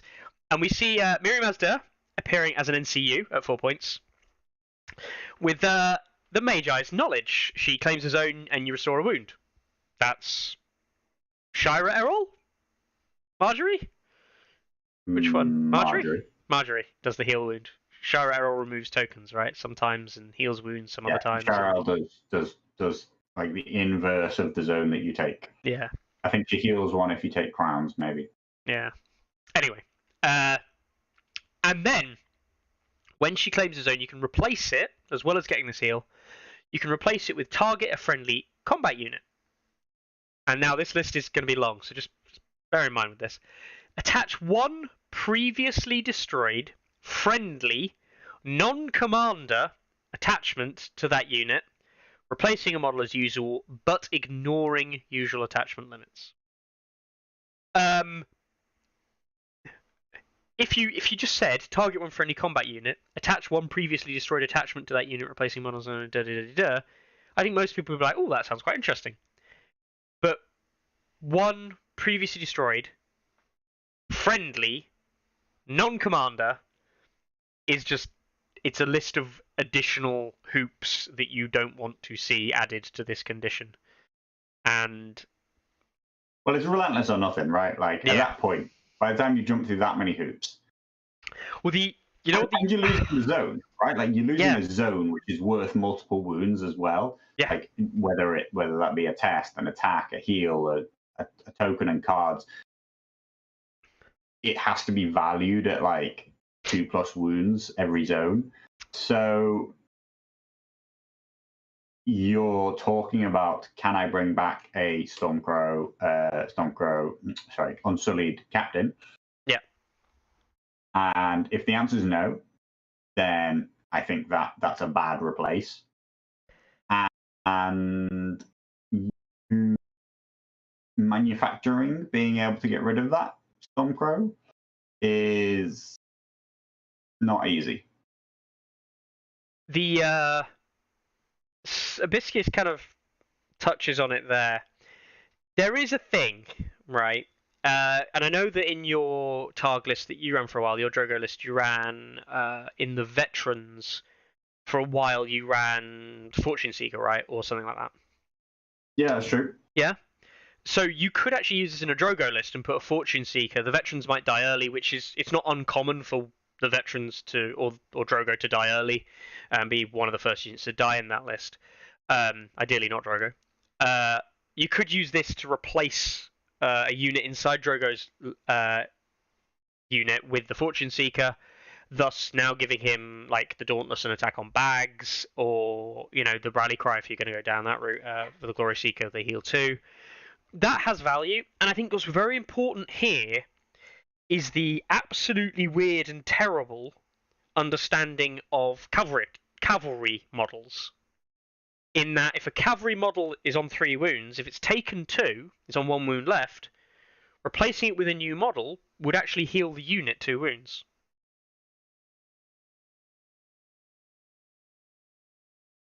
So if you're on 4 wounds on a unit of cavalry with an attachment already, and you replace the model with a new one, you, strictly speaking, have just healed 2 wounds. Yeah. No, you're just making stuff up now. No, that's strictly speaking correct. No, it says. Yeah. No, it says non-commander attachment to that unit, replacing a model as usual. Yeah. Which is the rules for how you put an attachment in a unit, which is you don't gain wounds, you have to replace a model who's already there. There's no such thing that says replacing a cavalry model means that you go back to full wounds. Well, that's what people have been saying, because it's specifically model, right, that you're talking about. In the same way that Cold Hand says don't remove wounds, remove models, Cold Hand is only one model, you remove it and it's one model for the purposes of Jon Snow's thing, right? It's the exact same logic that people have been using. That's because people are stupid. Yeah. Well, when you repeat stupid things, you're also stupid. Yeah. that has no basis other than wishful thinking in the rules. Yeah. Like,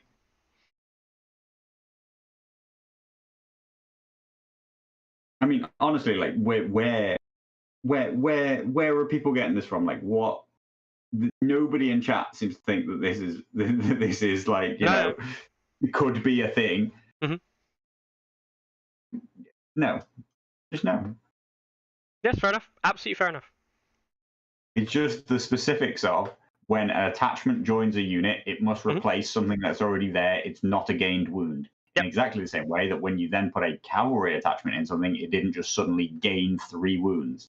In the same way, it can't have healed any wounds which the model had on it, which that's not.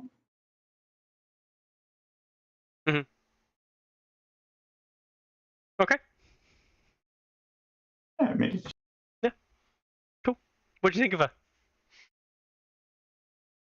She heals a wound, which has very little value. Not a null ability. No, but it's very little value in the grand scheme of things. Yes. Yeah, it's little value, small value. I mean, people think that Amon's amazing, right? And Amon heals 2 wounds. Right? Like, so healing a wound. Like, healing a wound can mean that, like, you're not, like, keeps Jorah from, like, being scared of certain things, makes him significantly less likely to die to, like, a couple of repeated crown tests, for example. I think that, there are things about the second part. So you can continuously every round then just spawn this same dead attachment. And that could, in a corner case, be a Relentless Unsullied Officer 3 points a time. Then that means, like, our upper limit, if we've crafted our entire list around her, into sacrificing some Stormcrow mercs that have an Unsullied Officer for 7 points. We charged them up the board, got them killed as early as possible, then started spawning Unsullied Officers in other infantry units, which didn't already have an Unsullied Officer. We were buying infantry units to then throw them in later. Like, basically, it didn't work with Victorian Reavers with Balon. Yeah. It isn't working with Miri Mazda. But she does have, if you're playing this outside the box silly strategy, she does still give you 1 wound every time you take a zone. Which is fine. But I don't think it's worth 4 points, right? I don't think an NCU for 4 points that simply just heals 1 wound every single time is going to break the bank and be your linchpin NCU of the list. And at that point, there are better options you could probably look at, right? Yeah, I mean, why we can do better. Yeah, Not- exactly. Like, the upper limit of what she could achieve is crazy high, but like weird strategies that require your opponent to like let you do it. It requires your opponent to lean into it and kill this unit straight away because you've run it up the board. Mm-hmm. Those things don't work in reality. No, they don't. Yeah, the Stormcrow Merc Unsullied Officer sacrifice into then spawning Relentless everywhere just isn't going to happen. You know, the unit's not going to die until round 2 or round 3 or round 4. And it certainly isn't going to die at the start of round 2 when you've still got Mirion activated. There's a slightly different route. Yeah, I mean, Loki's talking about it, right? Like, you could run Jaqen, who can then become any attachment. Yeah. And then you can run Drogo, who can kill any attachment. But you still have to get Jaqen dead. If you get Jaqen dead, then you can start copying Jaqen into units, and then Jaqen can become anybody he wants, as long as he's dead. Does Jaqen not kill himself when he changes? Is that not his exact wording? No, he becomes another attachment, which has the same rules. Destroy this model and replace it with one destroyed infantry, so he does technically die. Okay, so if you can expert duelist something, then Jaqen can die and become that thing, and then Miri can start bringing Jaqen back.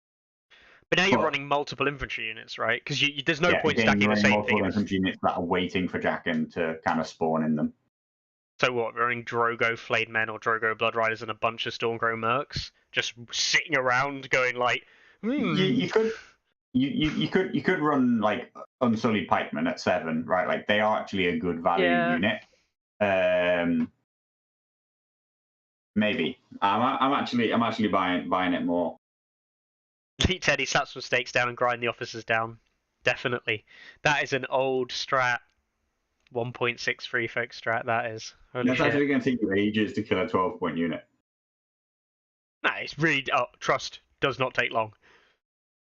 You can. It's like an average of 3 wounds. You have to do 4 activations, 4 actions on this stake. Yeah, but like you're talking about going first, right? If you're going first, you walk onto it with horse. You then Relentless, assuming you've got. We're assuming you've got the Unsullied Officer here.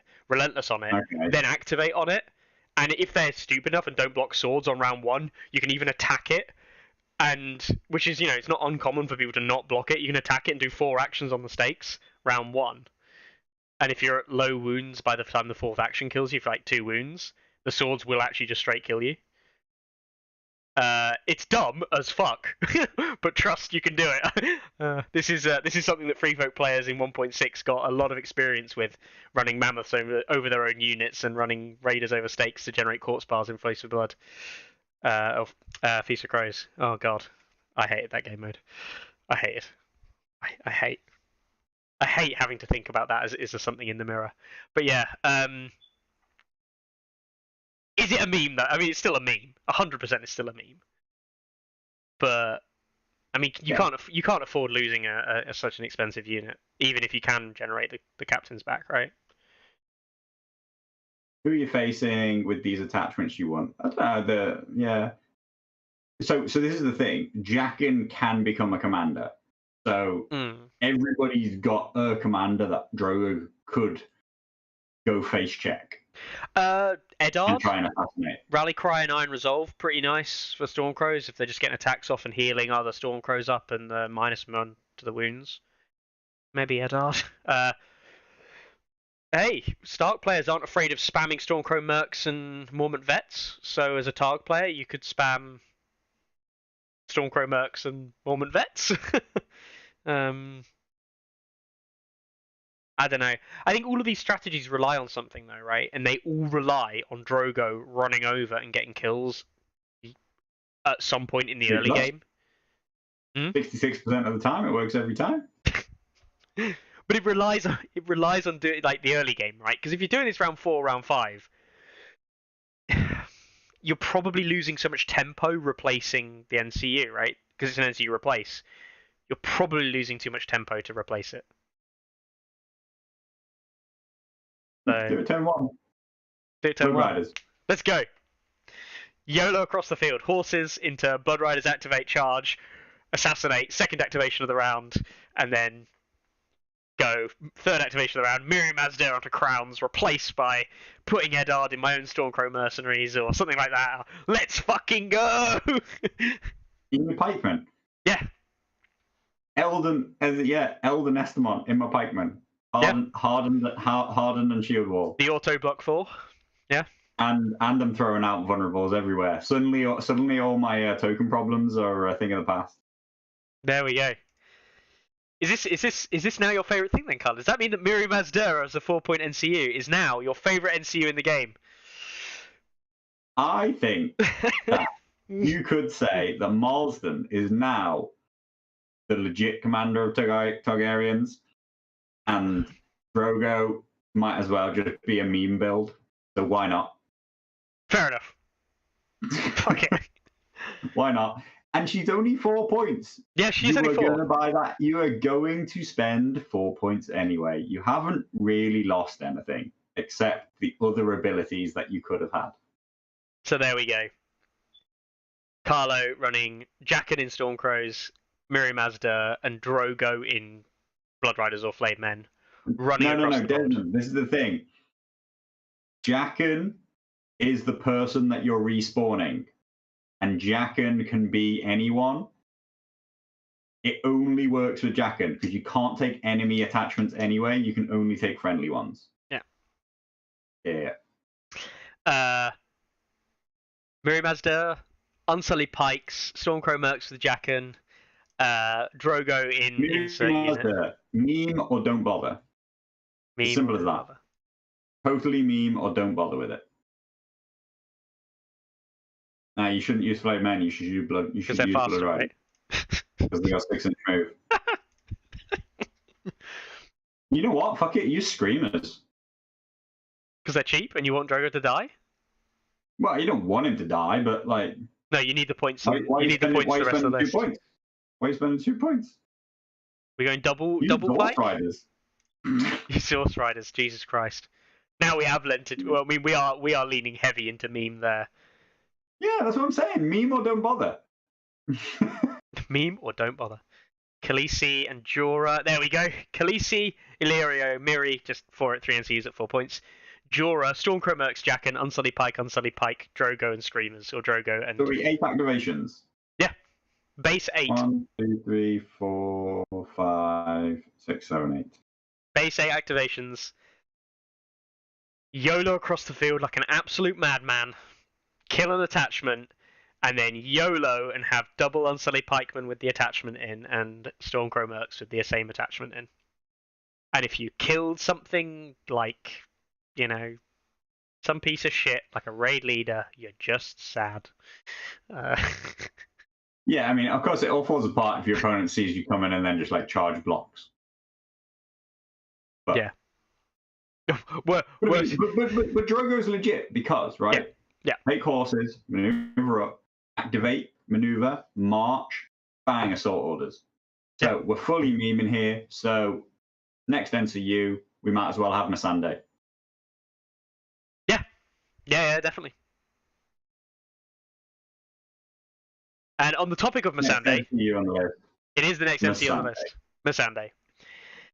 Now, Missandei is probably, I personally think that Missandei could well become a new auto-include in Targ decks, specifically Drogo lists. I think for 4 points, you know, she's not costing 5 or anything like that. She's not specialist.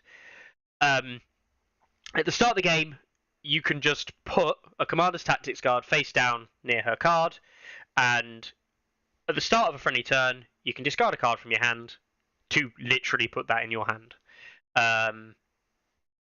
And like Carlo was alluding to there, in a Drogo list, you can just go, oh, right, so I've got assault orders in my deck, have I? Cool.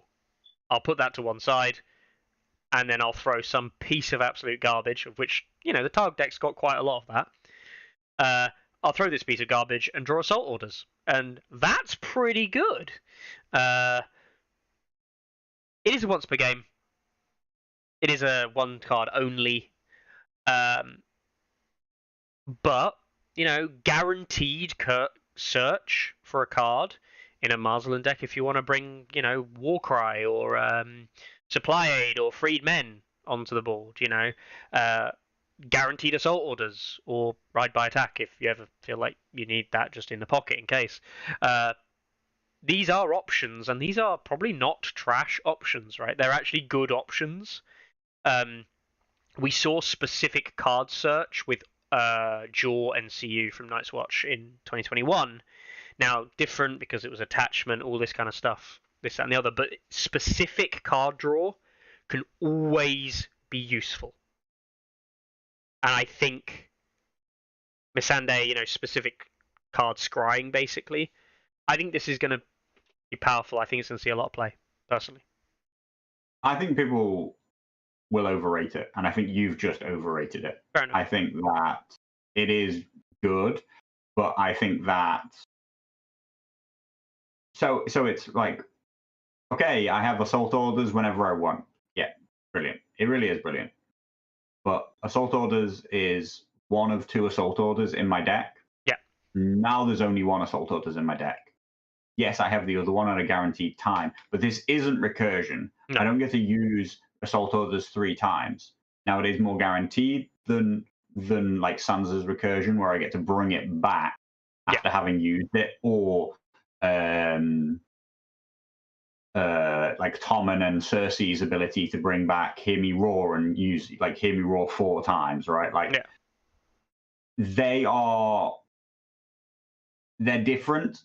They're worse because because they're so draw dependent. To see that card early, actually they can go and fish it out of your deck, but really, like, they want to see it like early, play it, and then draw it back into your hand again. The advantage is the consistency of it. You're definitely going to have a card that you want at a given time. The problem is that you don't get to see your first round hand and then be like, okay, and the card that I'm missing is this. So you're going to halve the chances that you get that card naturally. You're never going to get it a 3rd time. So I do think that people will look at their ability to have this card on demand, and they'll think that it's really strong, and they'll see their opponent play a card on demand. In my mind, there will have been a lot of times where they would have naturally drawn that card anyway if they just put it in their deck. And the fact that she brings no other ability, I think that she'll see a lot of play. I think that people will like her because people like consistency. Mm-hmm. She does also, as long as you pick a good card that you kind of want, she effectively means that you have 4 cards in your hand at all times, because you have the 3 that you really have, plus this other card up until the point where you use it. Mm-hmm. I think she'll get picked. I think she's not as powerful as people think that she is, because I think that people will just blow it way too early. They'll just be like, hey, turn 1 assault orders, why not? And it's like, great, you just used the best card in your deck because you could, not at the best possible time. And if you're holding it, knowing that you have it at the best possible time, then you're just not going to see it naturally drawn from your deck. Yeah. There was a discussion as to when start of the game is, what determines start of the game, and I didn't follow the discussion. I saw it was had. Beginning the game is before drawing cards. Before terrain, before it. Yeah. No, so it's actually quite important. Beginning the game is after terrain. Specifically, it is after terrain. Okay, because? Well, no, because the reason I say that is I can't remember, and someone might correct me in chat. I don't know. I don't know if drawing your initial 3 cards to determine who first player is is part of the before the game starts process. So if it is, you would actually see your opening hand before choosing what You Missandei. do see your hand. Yeah. I did see the discussion, and I believe that it is. Personally, I believe, without having looked into I don't know. I just know specifically the wording, Yeah. I think it's relatively conclusive that start of the game is way before round one, way before these things are determined. Okay, yeah, sure. I think that is before you draw your hand. Yeah. If it's after you draw your hand, then I think it's significantly improved. Yeah. If I can draw my hand and be like, oh, cool, I got assault orders, all right, I don't have to put one in, or you know what, I'll put the second one in there anyway, and I have both whenever I want. Yeah. Then I've doubled the chance that I naturally get assault orders. Mm-hmm. And yeah, I mean, just not to be facetious, but Stovetop's right. Start of the game is start of the game.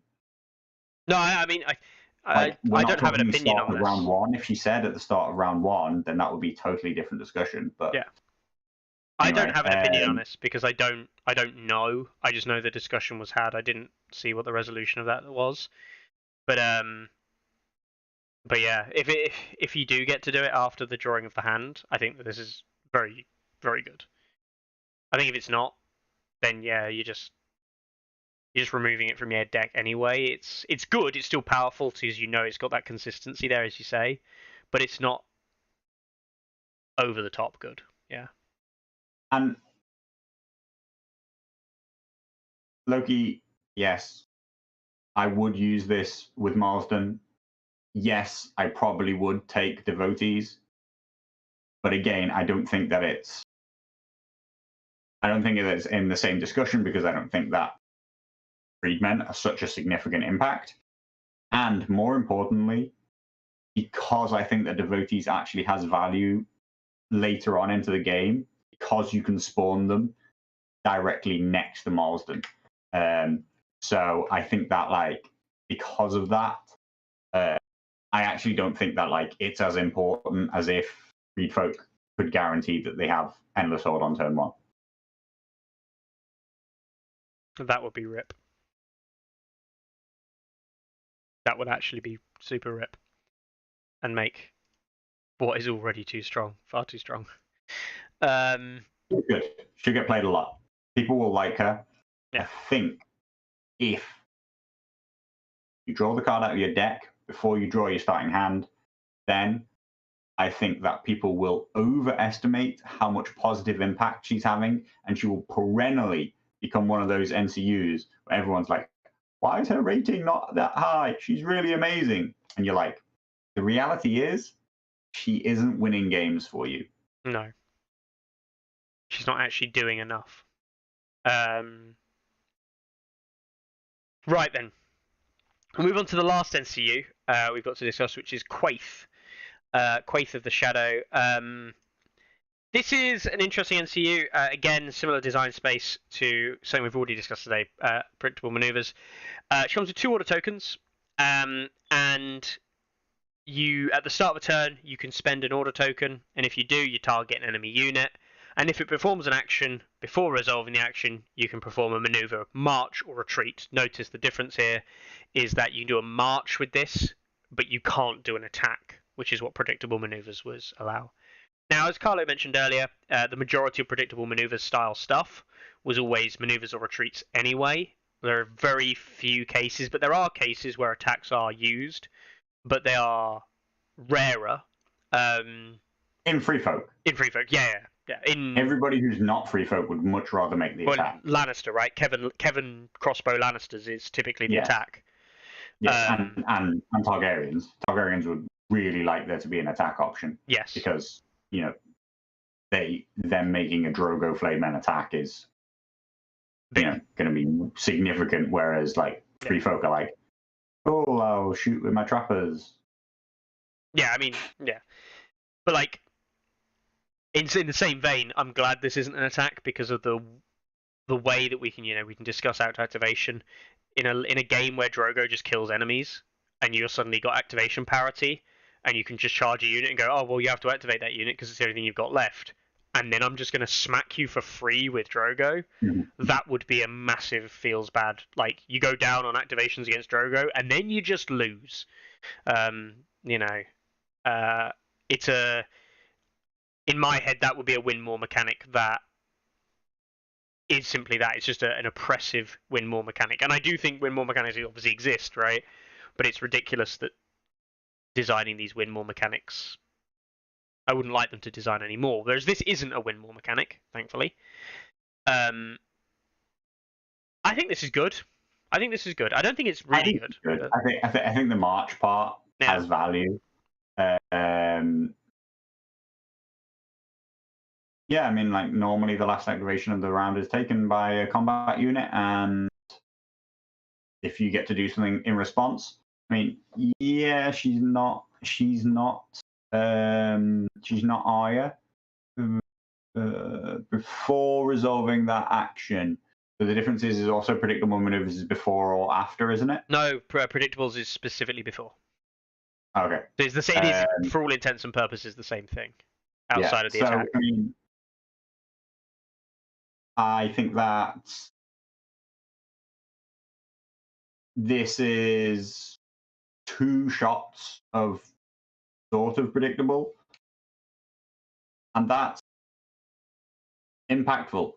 Again, if you're going to play a high activation list, realistically, what you want and need to be doing is forcing an action with their last action by engaging them effectively, meaning that they can't. Idleness means death, means that they can't choose to pass it. And what you need is another unit which can do something with the march, which is worthwhile. Yeah. Now, this is going to require a lot of setup. I think into the really light, right list build with lots of forethought, lots of planning, really good play, she can be quite powerful. I was thinking even like the likes of a Drogo list, you know, you've got like a Drogo Flayed Men or Drogo Blood Riders with, let's say Vets or Drogo, right? If your opponent only has, like, let's say Drogo slammed into something from an Assault Orders play,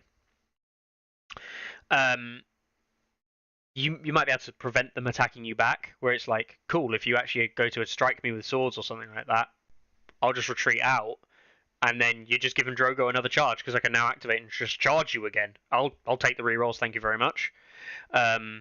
Or it gives you these kind of like, I'm going to charge into something that's already activated, and oh, you're Tully Cav that want to charge me in the flank. Yeah, cool. Well, if you do that, I'm now just going to march these veterans down the other flank of the board, and suddenly I'm in your rear of your infantry that's already activated out over here, and I'm going to come and fuck you up over there instead. I can see this having disruptive play, which is to say that I don't think Targs have any other disruptive play, thus meaning that this is a good potential option. Again, she's in the 4-point category, and therefore, like, if playable. You can make her work, you've not lost anything other than the other thing. Like Miri, you know, me more don't bother, obviously. Yeah. Quaith and Missandei, they're both now in the discussion of like, are these NCUs that I take? Do they have more impact than Littlefinger? Is it better than Dany and her token removal? Is it better than Illyrio and its zone replace? Because they're the questions we're asking ourselves. And the thing I do like about both NCUs, more Quaith than Missandei, is that Quaith in the right list, I think she has more value. But that's the right list, not just any list. So I don't think that she's anywhere in discussion of like, she's your first 4-pointer that you buy. But she could well be a strong third pick because you've built the list in a particular way, because it has aggressive elements that you want to utilize. And I think that's what I wish. Ideally, that's what every NCU would be. Mm-hmm. It's like, if the list is right, this is the best NCU. But unfortunately, there's some which are just like, no matter what the list is, it's defining of the way the faction works, and therefore it's always my first NCU. Yeah. Mm. I like Missandei and Quaith as options. We talked about Miriam Mazda being, as you say, a bit of a meme. I think Missandei and Quaitha are good options to have available, even if they I don't think see a they're buffed huge to amount the of play. faction. Yeah. NCUs, if they're good, are always a blanket buff to the faction, and these are good enough that we're talking about. This has improved the range of list building options. They improved the range of things that Targs can put out that kind of like cause problems for their opponents. So I think that both of them are Positive. more significant impacts than I think Marsden will be. Well, Marsden being, I mean, the plus side is at least Marsden now gives a second commander that we might see at competitive level play. Yes.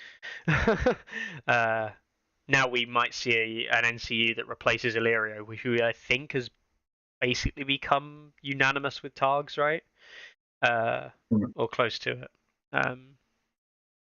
Yeah. Cool. All right then. So we then have a bunch of attachments, Carlo. Do we? We do. Do you care about attachments? Isn't there a 5-point NCU? Oh god, there is a 5-point NCU. Jesus Christ, I forgot about him. Is he His shit? star Zolorak, 14th of that noble name. He starts off so promising. Each time he claims a zone, unless its effect is replaced, which seems like a very odd caveat to put on it. Yeah, I thought the wording on it was weird. But the thing is that like this is a very odd caveat, right? Because no one else has ever done like a zone additional thing, has ever said that, including like Craster, I believe, Night's Watch Craster, who does like a zone additional Yeah, thing. it's weird because like it's him who's activating. Yeah. So like, and he doesn't have a zone replace. Yeah. So I guess it's like if you do this thing, then you can't also use assault orders. Is pretty much what it says. Yeah. But that's ridiculous because Craster, who has assault orders from Cotter Pike, doesn't have that same limitation on him. Like, that's the bit I don't get. It's He like doesn't replace the zone. That's the thing. Like, no, he doesn't. yeah, He doesn't replace the whatever. zone. He just has this weird extra. You can't assault orders in his guard, basically. Yeah, Doesn't you want can't like. You can't go money bags, assault orders, and then also heal all of the units. Yeah.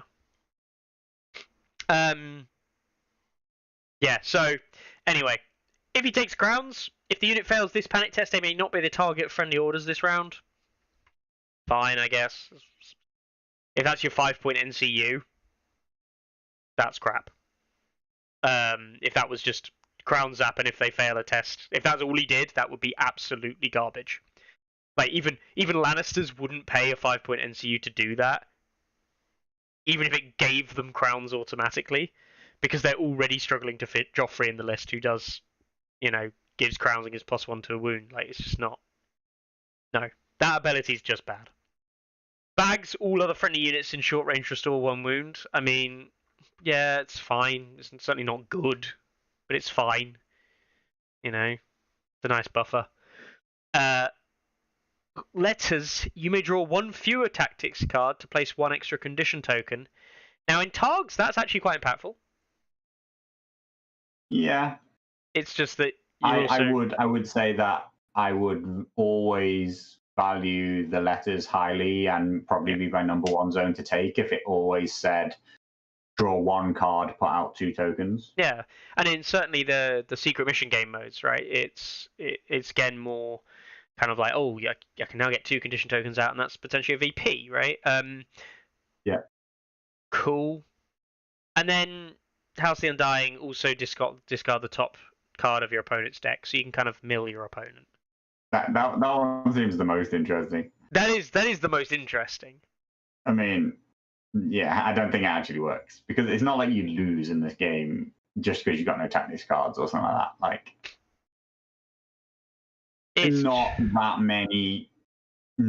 many factions get to the bottom of their tactics deck. No, not really. And milling isn't super valuable. And the thing is that it's like a really obscure mill because you're now taking 9 points of NCUs to unlock that, to discard a card from your opponent's hand, and then also discard a card from their deck, that's a thing. Which could be 6 discards across a whole game for that, which is, decent. But any player worth their salt will just be like, oh, right, so I'll just Baelish the House of the Undying then to stop you doing that and take whatever zone I want. And now you're like, oh, so I've now got a free zone to take with the other stuff. And it's like, yeah, but I don't really care because you've now got one NCU that's worth their salt outside of Pri in his deck that does anything with those zones. I don't know. It just feels like a bad investment. Yeah. Like, he wouldn't be auto included at 4, which means that he's just terrible at 5. Yeah. Yeah, he wouldn't. He definitely wouldn't be auto included at 4.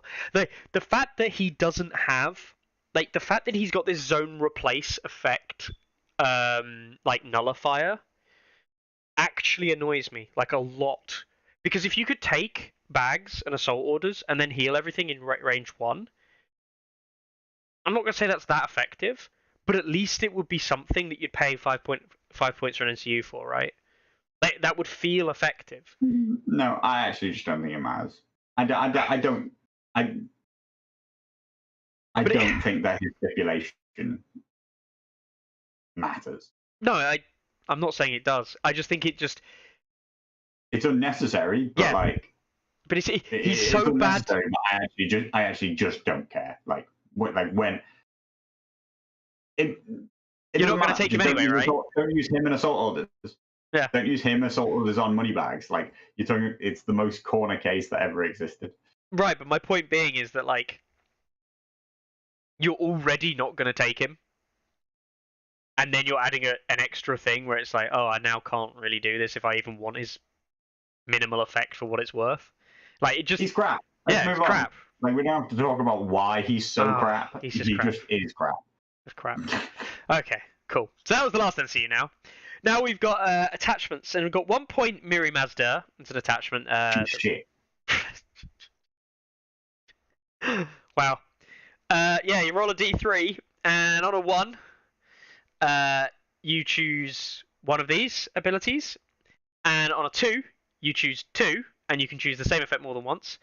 And the choices are you can restore a wound or remove a condition token. So, that's not terrible. And on a 3, you suffer a wound. So if you roll a 1, you heal a wound or you remove a condition token. Yeah, whatever. You paid a point for that. You're doing it on activation. Maybe that's okay. Not complete and utter trash. Fair enough. You roll a 2 and you're like, oh, I restore 2 wounds or remove 2 condition tokens. That's actually quite good for 1 point. That's almost worth it. And then you roll a 3 and you take a wound and you go, God, that was fucking terrible. She's so bad that I'm not even sure I would buy her inside Stormcrow Mercs, which had my commander in. I genuinely might rather not have her. Really?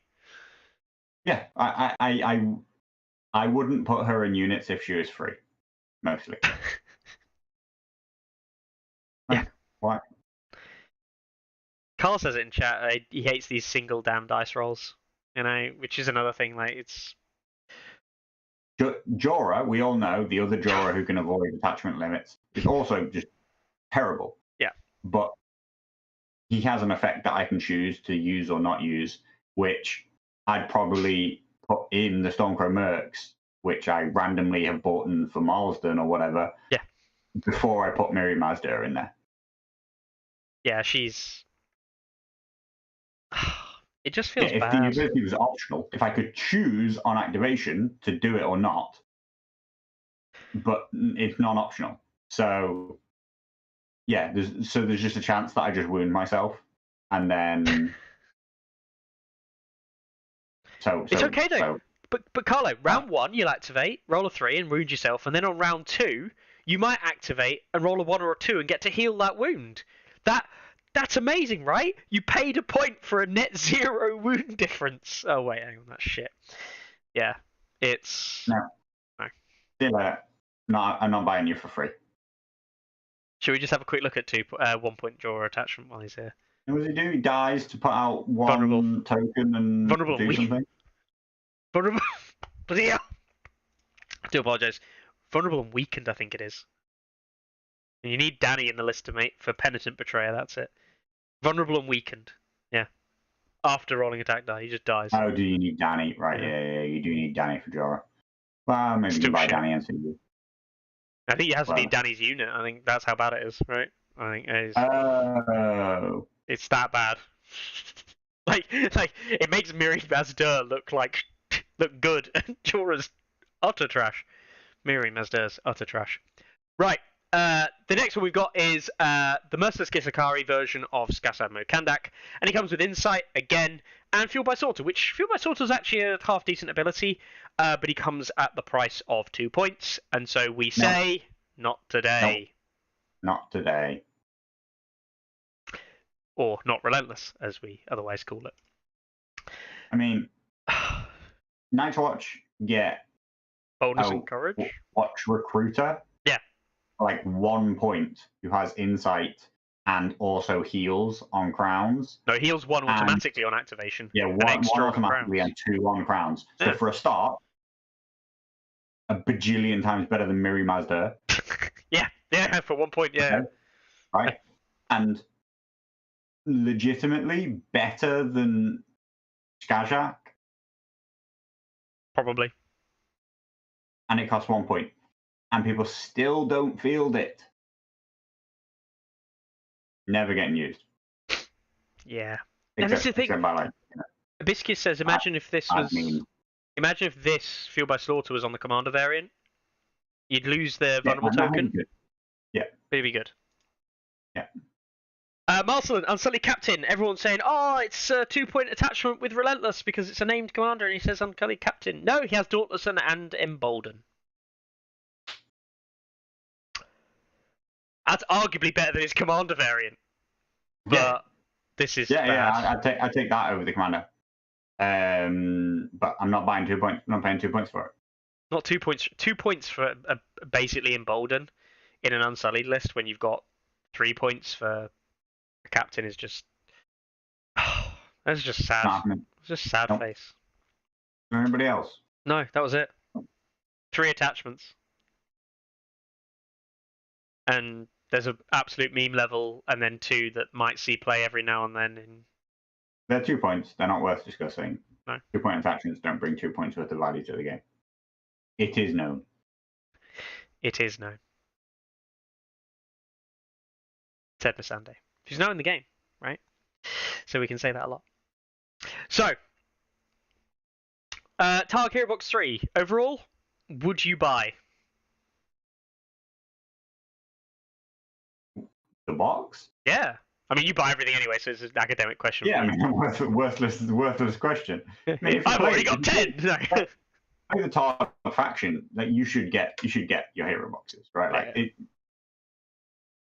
I think the box has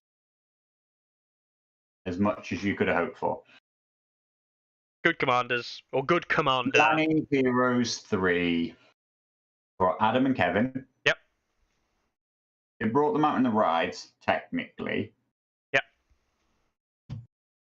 It brought Robert Strong, Qyburn, and the youngest. What's his name? Tommen. Tommen. And it also brought Maim Jaime, technically. Yes. Okay. So now, if you didn't have Mountain that Rides, that's quite important. Yeah. Oh yeah. Adam and Kevin are both pretty impactful commanders. Yep. But they're the only part of that box that really brought anything to the faction. Maim Jaime might even be the most used piece after that, right? Yeah, which is bad. And barely ever used. Yeah. So, and yet, that's a fine release for Lanny, actually. That's what you can expect from Hero Box. Starks, they brought Carstar. Ricard. And it brought Mormont, Maeve Mormont as a commander. Did it bring any other commanders? No. Just that, right? No? Yeah. Right? So, and they're both trashed here. But hang on, it brought Brendan Outrider, technically, I think.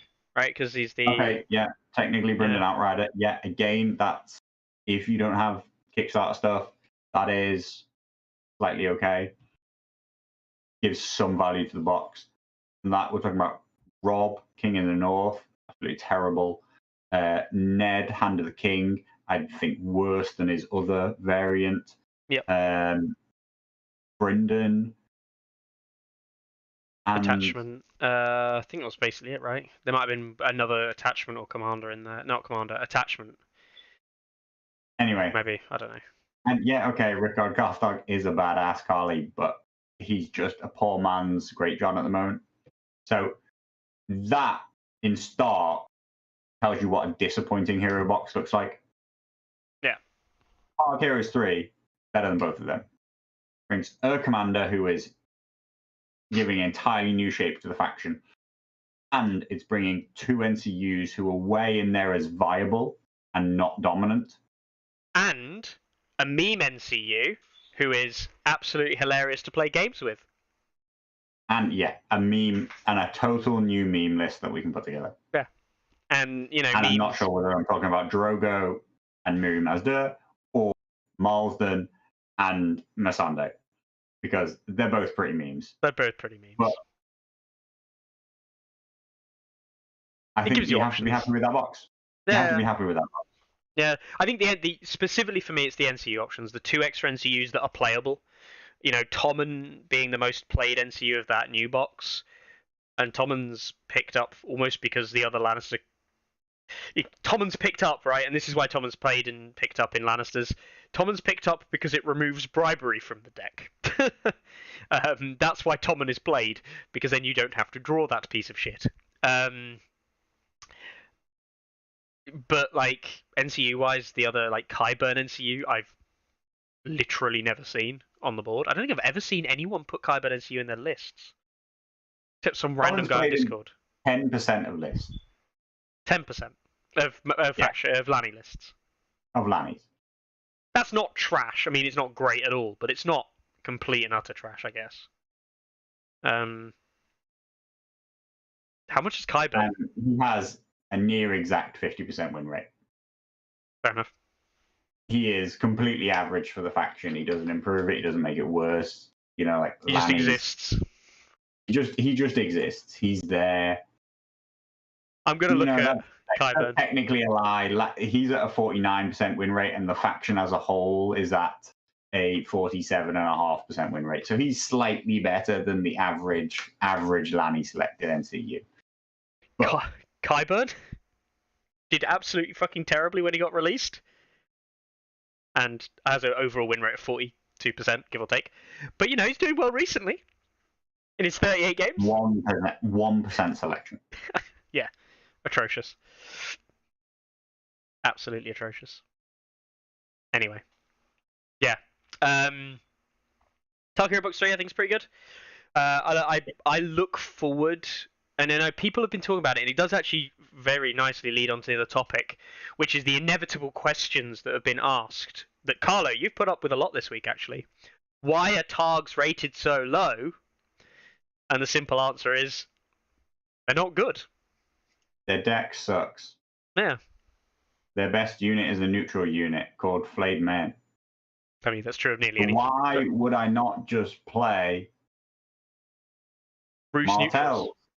Martells with two Flayed Men. Yeah. Because they have a better deck. Yeah. That's our problem. That's our problem.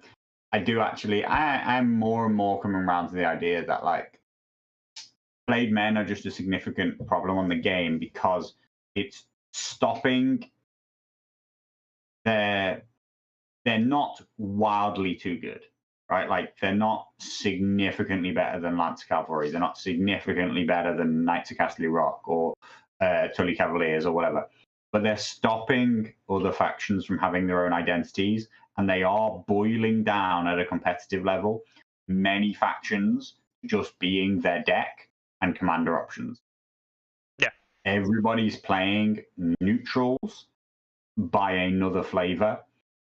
The flavor being, what NCUs, what tactics deck, and what commander can I pick to support double Flayed Men? Or supporting 1-point attachments like Warcry and things like that.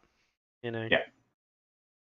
Now, not complete. That's not the complete story. It's not everything. Reduce neutral point allowance to 10. Yeah, sure. Yeah. Would you consider neutral point allowance being split? So rather than having a neutral allowance at say 10, again it adds complexity to list building, but you could have neutral list points at 10. So the answer is probably already no. Yeah, the answer is the definitely answer no. is it makes it more complex, and the answer is let's Probably not bother. But it's almost like alternative list creation in that you could have 10 points of neutral units and then 10 points up to 10 points of neutral NCUs. But no. No. I would say the best compromise is probably a 10 point, a 20. Obviously, we're talking about 40 points here, so we're talking about 25% is the actual thing. We're talking about a 25% 10-point allowance, which is then doubled if you take a neutral commander, is probably the happy medium. Ross isn't wrong even at 15. Directly pricing out double flame man. Yeah, but that's an intentional price out of like 100%. that specific thing. Yeah. Or they just need to tone flame. Yeah. Stovetop is right. You don't get elephants outside of neutrals. Is a problem. You've designed them in a way that like. But then again, you'd only get them back if you brought in a neutral commander, which feels like too much of a tax. But whatever, it's a totally different topic of discussion. But why are Targs bad? Targs are bad because they don't have token generation. Nope. They're all right because they have Danny. They have Danny to remove weakens, which does allow them to have impactful charges. They have Drogo, who has a great set of abilities on his card, Expert Duelist for the +1 wound or the Assassinate. The Assassinate is, I think, focused on just +1 wound is just a great ability for somebody to have, and Iron Resolve are a brilliant pair of abilities to have an attachment. Combined with a good stable of cards, makes Drogo a solid choice. Problem is that there is up until this date, been no other commander who gives even a viable different look, in my opinion.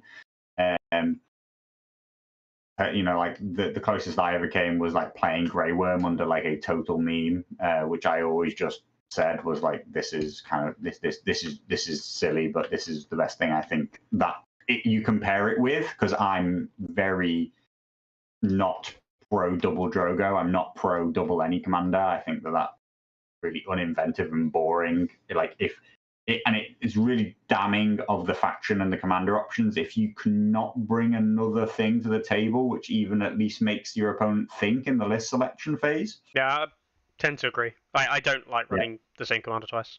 It's not a nice thing. So that's your issue.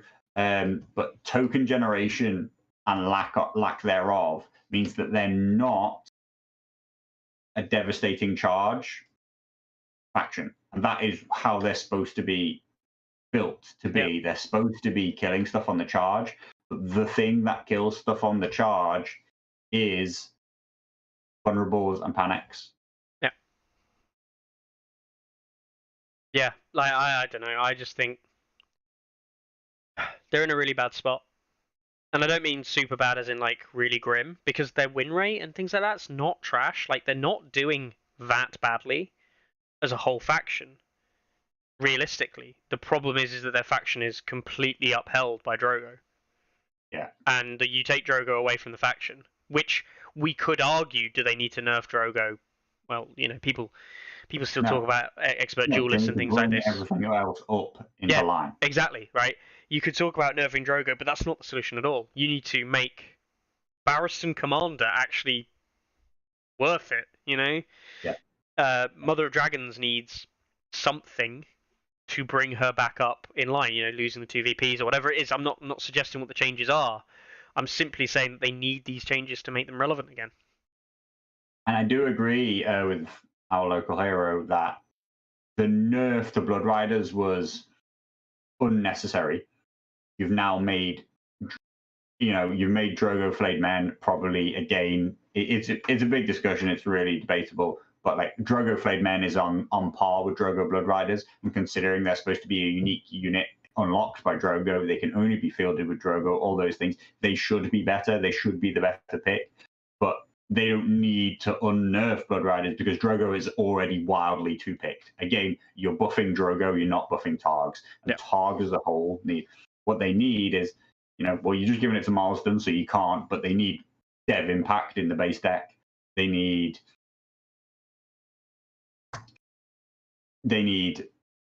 Warcry on an attachment, like everybody else. Yeah. They need a slight deck improvement in the same way that Starks and Barras did. Look at the difference that 2 improved cards made to Barras. That's all Targs are away from being great again. And just to put it into perspective, they're not that bad. They win like 47% of the time, 48% of the time. 51% if we look at the whole season 1 changes. That's Okay, but more recent form. Yeah, more recent form. Like, yeah. And their recent form has not been significant. Their recent form has not been great. They're very dependent on one commander. They're a one-dimensional faction right now, and that means that as a faction specifically, which is to do with the rating of their deck, the rating of their unit selection, they're down towards the bottom. But we're talking a few percent, a few numbers. We're not talking they're as far behind everybody as Mance is ahead of everybody. Just looking, so you know what still bugs me actually? I know this is a complete aside, but just looking at the Targ deck, thinking what I would get rid of or what I would change. It still bugs me that Unstoppable Vance has the text in black, not red for the trigger timing. I've never noticed. Never noticed that. It bugged me a lot. I was playing some Targs last week. It really bugged me. Bird Dragon you'd keep because everyone has a quest card, and we can argue. And it's not the worst. Yeah, it's not the worst. We can argue about whether quest cards should exist, but yeah, we'll keep it for now. Field control, I would say they need something different, but countering Endless Horde is a good reason for this card to stay alive, but it's not a good card for them to have in the deck. You know what I mean? Like, it's kind of one of those things where it's good that it exists, but it's not good. Right? Unstoppable Advance could probably be changed. Like, it could just probably be changed. It could be something else. Yeah. Fire and Blood could just be Dev Impact, to be brutally honest. With horses for the reroll. Dev Impact is just better than Fire and Blood, in my opinion. Yep. But, like I say, Marsden has it, and now he has both, so... Yeah. It's alright. Swift Repo's fine. Absolutely fine card. Yeah. Nothing wrong with that. Sudden Retreat is fine. Like, as a base deck card, I think it works for the cavalry wanting to charge in and out. It's a shame that Drogo removes it. But hey, what can you do? Overrun as a base deck card is good, but it's not that good simply because the only thing that ever does anything killing, unfortunately, is... The thing about Overrun is Overrun would be great if only Targs could just tune themselves up to the point where they can start killing stuff on the charge. Right? Yeah. Like, if you can get kills on the charge, Overrun's great. The problem is Targs hardly ever do actually kill stuff on demand. The only unit that does is Drogo Flayed Men. Realistically. Yeah. So Overrun can stay, and if the rest of the faction manages to become better, then it's all good. I'll tell you what is still unpleasant, and I do mean unpleasant. Running a dragon with an overrun, and you get a kill with a dragon into an overrun into another unit. Your opponent is usually pretty fucking sad at that point. And, dragons do kill units with relative ease, but never one-shot them. They can't kill a unit from full health. But yeah. They can't even kill a unit from half health most of the time. No, there's a good chance they don't. Because they're reliant on panic fails, basically. Oh, 100%. Yeah, 100%. Push through damage. Like, very reliant on panic fails. So, yeah. Yeah, if anything, Overrun, Fire and Blood, and Unstoppable Advance are the 3 candidates for changes. And then obviously you could discuss what those changes are, or if all three get changes and things like that. It also doesn't help, and we've said this before, but the Targ mechanic where you have 4 cards and commanders and you remove one, I actually think that that's now starting to harm Targs a little bit, in that I don't think that that 1 commander card change is good enough most of the time to deviate between the different builds. And if you're removing the wrong card from the deck, it's just crap. Like Belwas removes field control for some piece of garbage, and you're like, Yeah. well, this is just terrible. Like, I didn't even get a better card, you know. So yeah, I don't know. All right. If anyone hasn't realised, people didn't twig. Me and Carlo have been, of course, talking about the stats for September more recently. I'll just jump back into Targs quickly, but they are up. September stats are up, and you can see them. I'm not going to spend a long time talking about this because we've spent too long talking about it, and I think, I'll be honest with you, I think it's a tired subject that most people are in agreement with, but specifically Mance and Free Folk. How about that Varamir? Yeah, I was about to say, and that Varamir guy. So Mance in September saw a 67% win rate, an increase on previous month's 67, which is an increase on the 62 in the month before. This is like literally living through the Varamir release that we're seeing here. Yeah. We still haven't seen the 10 activation style lists in Free Folk become the most played lists. They're still not breaching the most played lists on stats. But they are becoming more popular and getting more play rate. But as Carlo said, Mance jumping up what is now basically 5% win rate from July through to September. More than 10 since June. Yeah, more than 10 since June. So this is what we were discussing last week, or what I was discussing last week, which is the game was in an okay, manageable state when the Mance win rate was in the high 50s, basically, right? Because that is the number, and it's not just a number. I mean, it is a number plucked out of nowhere, but this 40 to 60% win rate is just a rate at which most people are comfortable with. Things that fit in the 40 to 60 range, people don't wildly complain about. Yeah. And I'm not talking about they go and look at the stats and they say, that's okay. Yeah.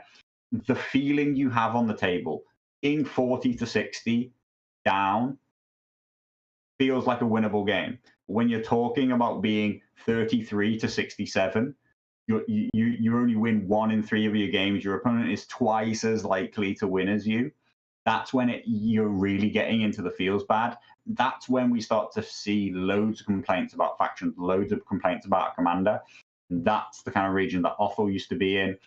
And 67 has been Mance in the last couple of months. And that's where we're really seeing his rating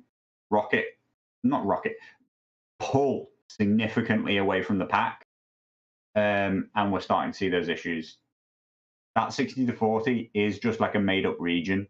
Like, it's not a mathematically determined number, but it is very, very consistent with what people find acceptable and find enjoyable to play in the meta. Now, this is a problematic stat. Now, admittedly, in August, 33 games and only 48% win rate for Varamir, but this is almost problematic, in my opinion, with a near 30% pick rate in Free Folk and a 72% win rate over 100 games. That's just an issue, right? 3-point Varamir. We said at the time, like 3-point Varamir might be too good. I said, it breaks this idea that you can't run more. You thought he was worse than Shaggy. No, I was like, he's fucking better than Shaggy. No, so I did say it breaks this idea that you can't give Free Folk a 3-point activation, because giving them a 3-point activation allows them to do stuff, right? I don't actually know if Varamir himself is winning games, but a 3-point activation in Free Folk is winning games. And that's a problem. Like, that is actually a problem. And then Varamir is not even bad for 3 points. Like, he's not Freedmen for 3 points, right? He's fucking nasty. He's a really nasty piece for 3 points. But that 72% win rate is a problem. Like, that is 100% a problem. Now, that will probably drop a little bit, I'd have thought. I would think it would be closer towards the 70% over time rather than 72%. But I don't expect it to drop Claim. No, I don't. Look, I don't expect it to drop significantly. I really don't. Yep. I really don't. I expect if you told me that he had a 68% win rate or 69% win rate in a month's time, I'd be like, yeah, sounds about right. Probably does. That's a problem. Like that this piece alone is a problem. We can talk about chariots all day, right? They're not important right now. This piece alone is a problem. 4 points and lose the eagle. Take him to 4 first. You know what? I've never even really bothered to look into the eagle that much. But basically, yeah, the eagle is why he's better than Shaggy. He's like actually better than Shaggy because he has the better save, which is very impactful when you combine it with the fact that he gains extra attacks as he gets wounded. So him having a better save means that the attacker has way more risk in putting attacks into him. He's way less guaranteed. He's way more likely to survive on 1 wound than Shaggy is to a whole range of like normal powerful attack. Mm-hmm.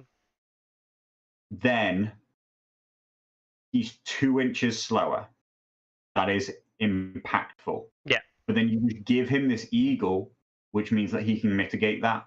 Yeah. And that is just he's better than Shaggy, and you didn't have to buy Rickon to bring him. So I will say this: the 2-inch shift eagle, it doesn't quite mitigate the difference in speed, but it does a part in playing that mitigation. But it's also a problem, right? And I do say a problem because in game modes like Dance of Dragons, a 2-inch shift is basically a maneuver action when you have a token. And Varamir is ridiculous. He's one of the best units in the game at grabbing a token in Dance with Dragons and then running away with it.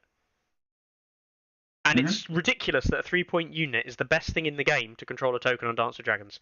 I think that is literally inane. I think that is completely stupid. And then he's got phenomenal morale, so you can't 4+. Can't crown test it off him. Yeah. He's got phenomenal defense, so you can't come and just take it off him. Yeah, I mean it's problematic. Like an issue in so many ways. It's an issue in so many ways. He was a bad fucking mistake, unfortunately. Allowing Tormund in a 10 activation Mance list is a problem in itself. Allowing Warcry and token play, like we've just discussed, in relation to Targ and their struggle, allowing that in a 10 activation Mance list is a problem. Like, yeah. Sag.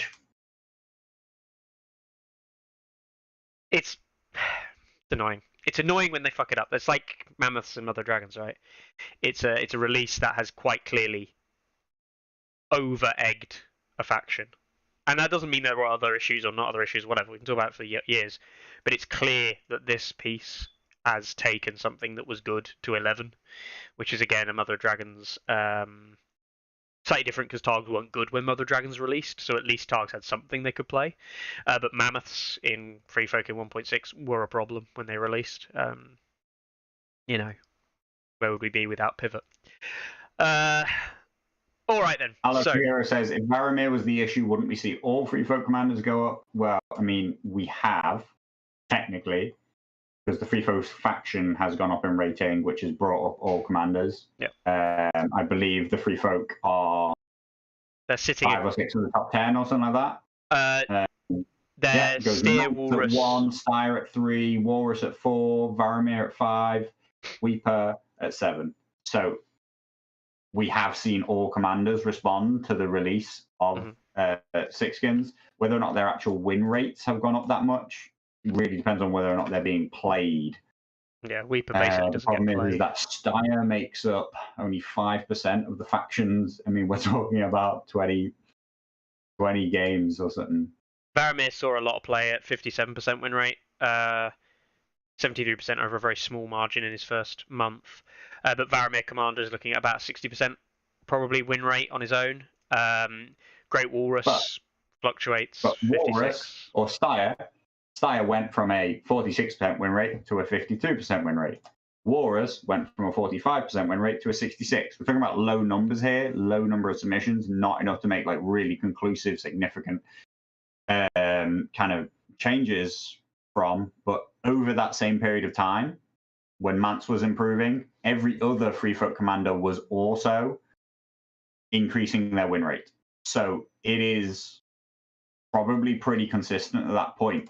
I mean, the Weeper went from 0 wins in August to a 33% win rate in September, so big gains for him. But it seems like Varamir is having an effect on every commander. He's just going to have the most significant effect on Mance because Mance was already a very top tier build, and he has improved the most efficient thing that already was in the game. It's tuned it up even more. Yeah, 100%.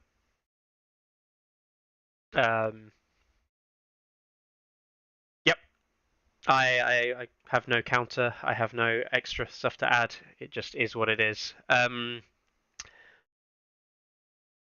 Well, we'll sit here. We'll still comment on the game, but we all know what the problem is. We all hope that problem will change. There is something I did want to talk about, though. A little bit of an extra. Eldon Estamont, who has been slowly climbing up these rankings like a little madman.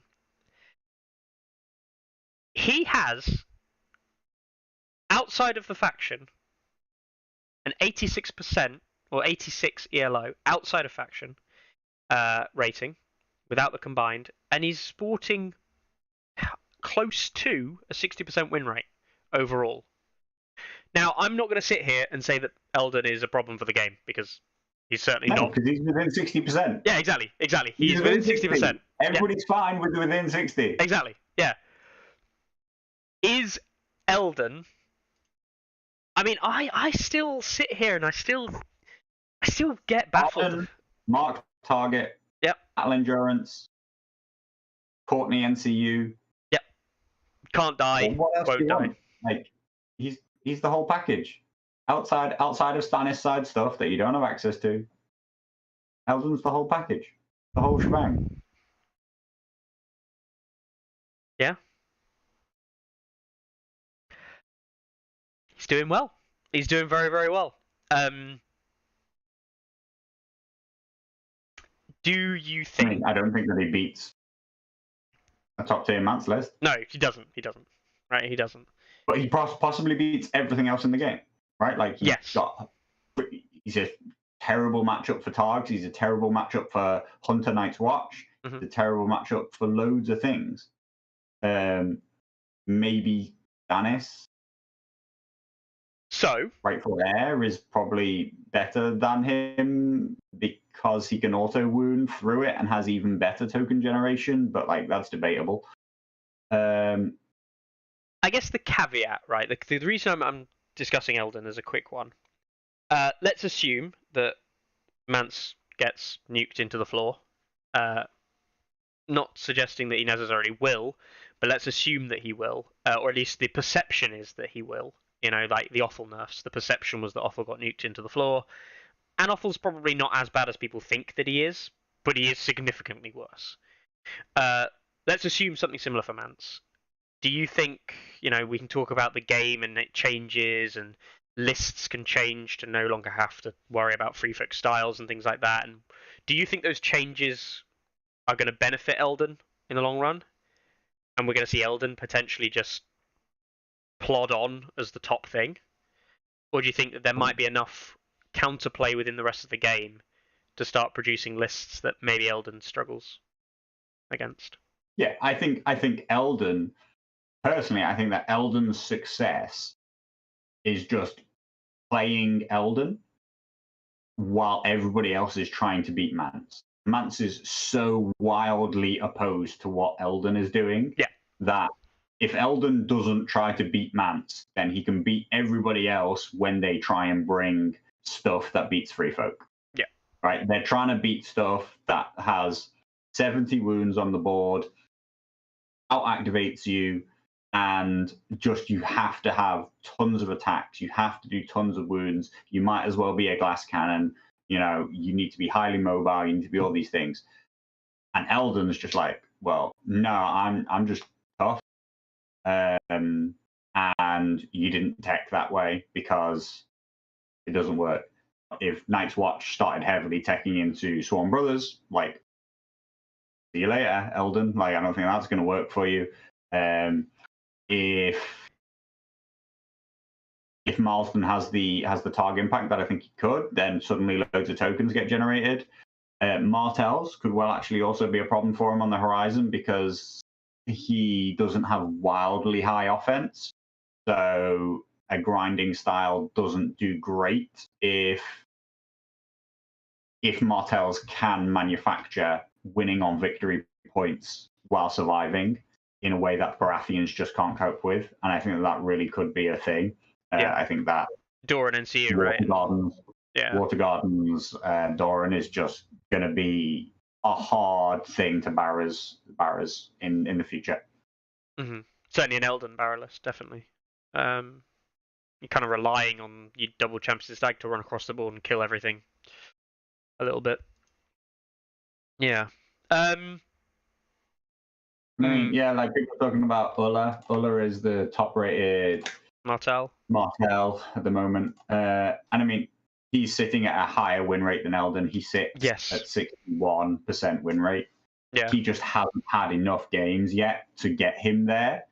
He's climbing up the rankings. Eldon has been consistently, reliably getting 59% win rate. Harmon, with a small amount of play, is sitting at a 61% win rate, 60 point some. That says if Harmon can maintain that, if Harmon can be more widely played once he becomes more widely available, once he starts to see tournament play. Unfortunately, it seems like the European release has been delayed. Yeah. I'm pretty sure it's come out that French nationals won't be allowing him now, whereas it was believed that he was going to be there. I think that he could have made a splash at the tournament. I think he could have been significant. I think that Martels even can be significant against Free Folk because the Free Folk currently are sat there saying, I'm just going to win on points and you're going to have to do something. You're going to have to make the plays and I'm going to counter you. And I think that Martels might be the first faction who say, no, you know what, I'm going to win on points. So why don't you do something? Now, I do actually think that Free Folk can do stuff whenever they feel like it. They can just massively out-activate and then come in with these chariot charges late, stuff like that. But it could at least bring a new dynamic to it. It might force the Free Folk to change their list style, force the Free Folk to change their play style, force the Free Folk to become more proactive, which could maybe have a positive impact on people playing into them for everybody else. But I think that mostly Martels are sat ready to be the next best thing if and when Mance and Free Folk received significant negative changes. Yeah. That's the worry, right? Is that Martels might be a bit too good, and they've hardly seen any releases, right? Yeah. Like this is just the deck plus Flayed Men plus one extra unit off the back of starters. Yeah. Like what's good is that we are seeing a little bit of everything. I don't see many Royal Guard get played, but like I see some Spearmen get played. I see some Dervishes get played. I see some skirmishers now and again. I see a lot of Royal Guard. I see a fair lot of Royal Guard. Games, yeah. The only unit I don't see as much of for me is the Sand Skirmishers, and I do still see them, right? Yeah. But they're probably the least played. I see, and it's not surprising when you have a small roster and their own native knights aren't out yet, and hopefully that will change things. But if it does change things, that means that they're getting better, because what we currently see is quite a large reliance on Flayed Men, particularly with Ulla and Set for Charge being a nasty, nasty, nasty combo. Yeah. So I think the problem is that that they're sat poised, ready to be a really, really significant impact on the game, and the likelihood of them getting any kind of changes is in like near future is so unlikely that they could be a problem for a long time. Just a quick one. Sand Skirmishers, they're repping a 54 followed by 39%. These are the difficult numbers, but they're averaging 46% over 100 games, 38% pick rate. The Sunspear Dervishes, 51%, 52% with 72% pick rate, significantly more games. The Spearmen, 54% with a 136% pick rate, so you're seeing an average of like more than one per list. Lots of games there, 350. And then the Sunspear Royal Guard, a near 70% pick rate with a 63% win rate and 172 games played. So the Sunspear Royal Guard really one of the like more used units and repping a very, very solid win rate. 7-point unit with martial training and shield wall, pretty good. Access to Harmonella, pretty good. Yeah. So yeah.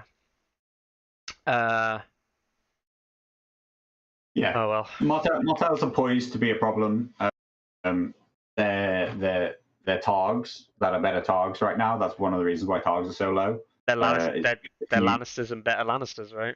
They're Lannisters, but they're better Lannisters. There are a lot of people that are better than doing things better than the other people because their deck is a bit of a nightmare to play against.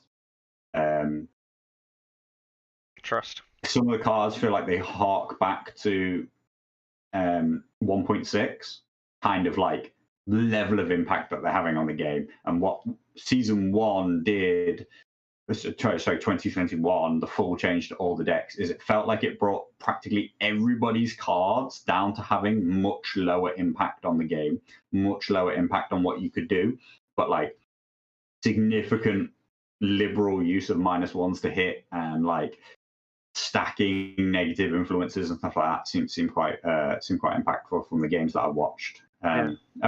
They seem very prevalent on TTS in the games that I watched, but their numbers of submissions aren't that high. They're not like wildly played. But I guess that's because people wrongly assign that tons and tons and tons of the data comes from TTS, but that's not really true. No. The vast majority of the data doesn't come from TTS. So even though they are making up quite a lot of the TTS casual games I'm seeing, that's still just a small amount of the total submissions. Yeah. Leads us on to the final topic that I did want to just quickly mention, which is someone, and Viscius kind of says it in chat there, competitive Dora NCUs, time and games not reaching the end because of it. Yeah, talking about games going to round 6 and the impact that Dora NCU potentially not having battle endurance, these kind of things.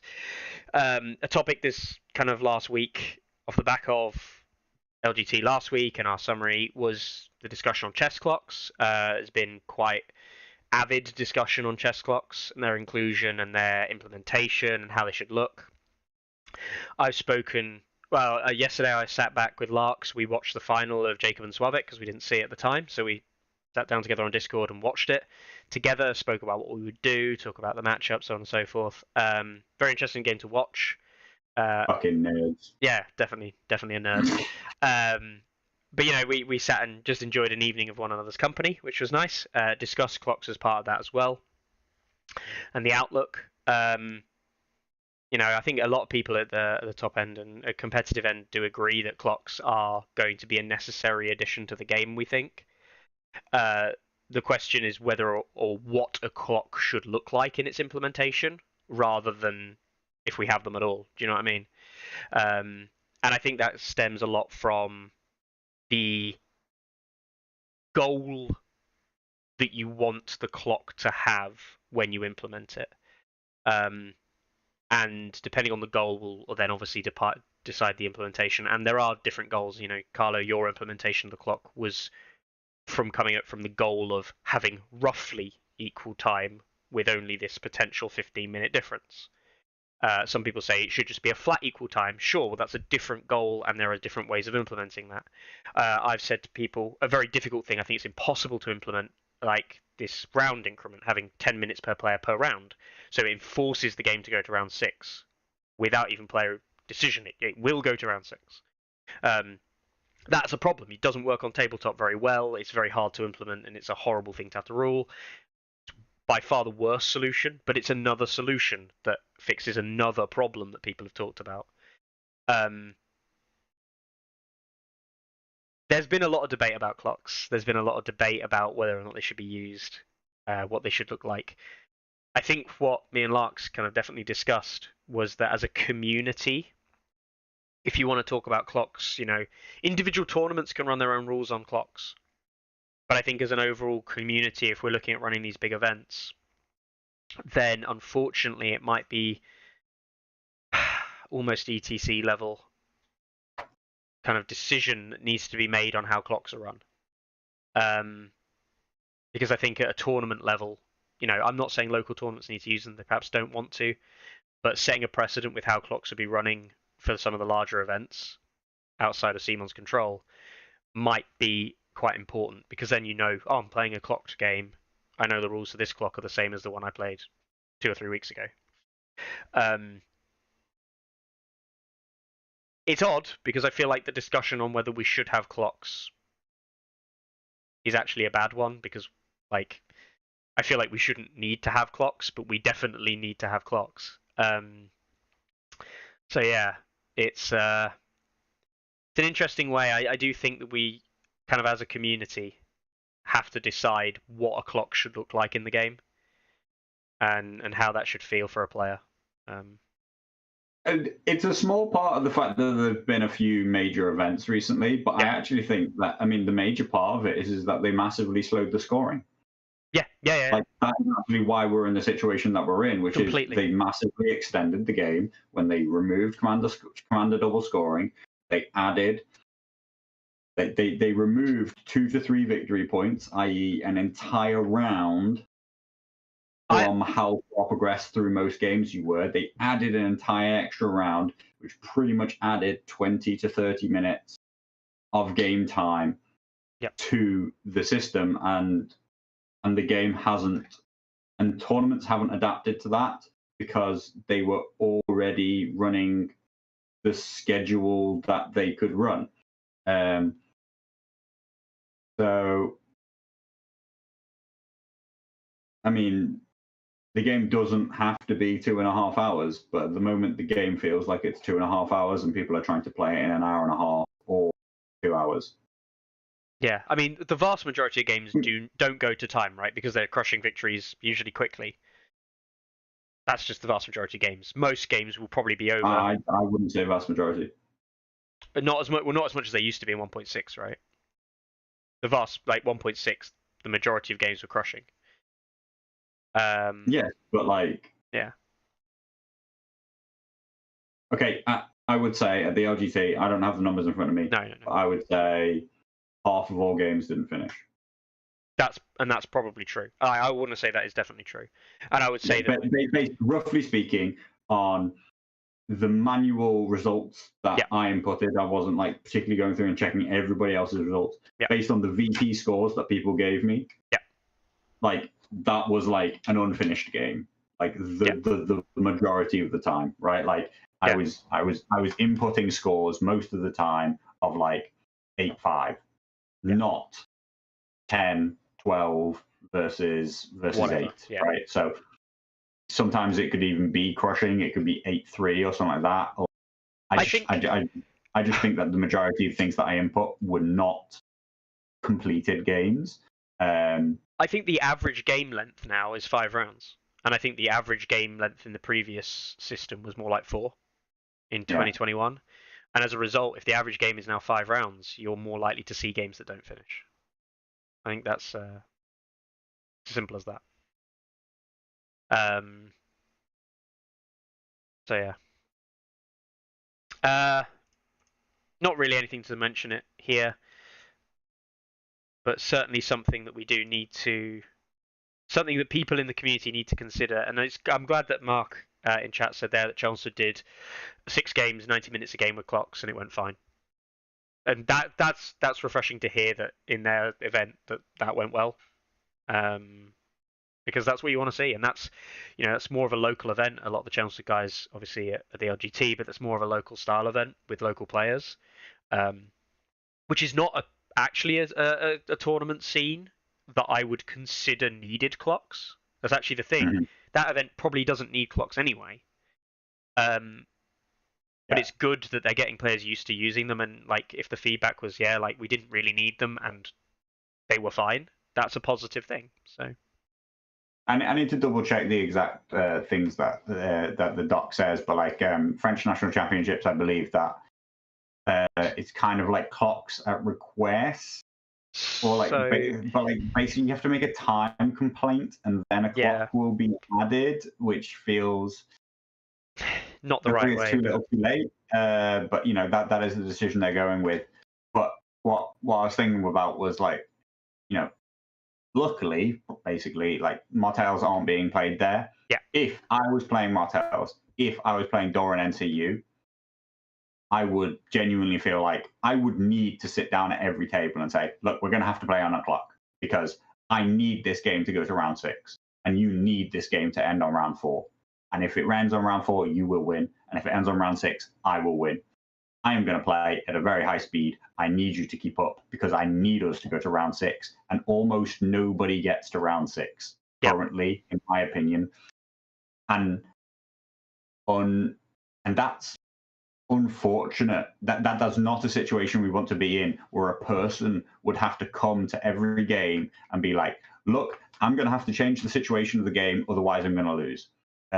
From the outset, we're going to have to play under this clock. Otherwise, without you making any intention to cheat, you are going to cheat me out of any opportunity, like my main advantage of my faction.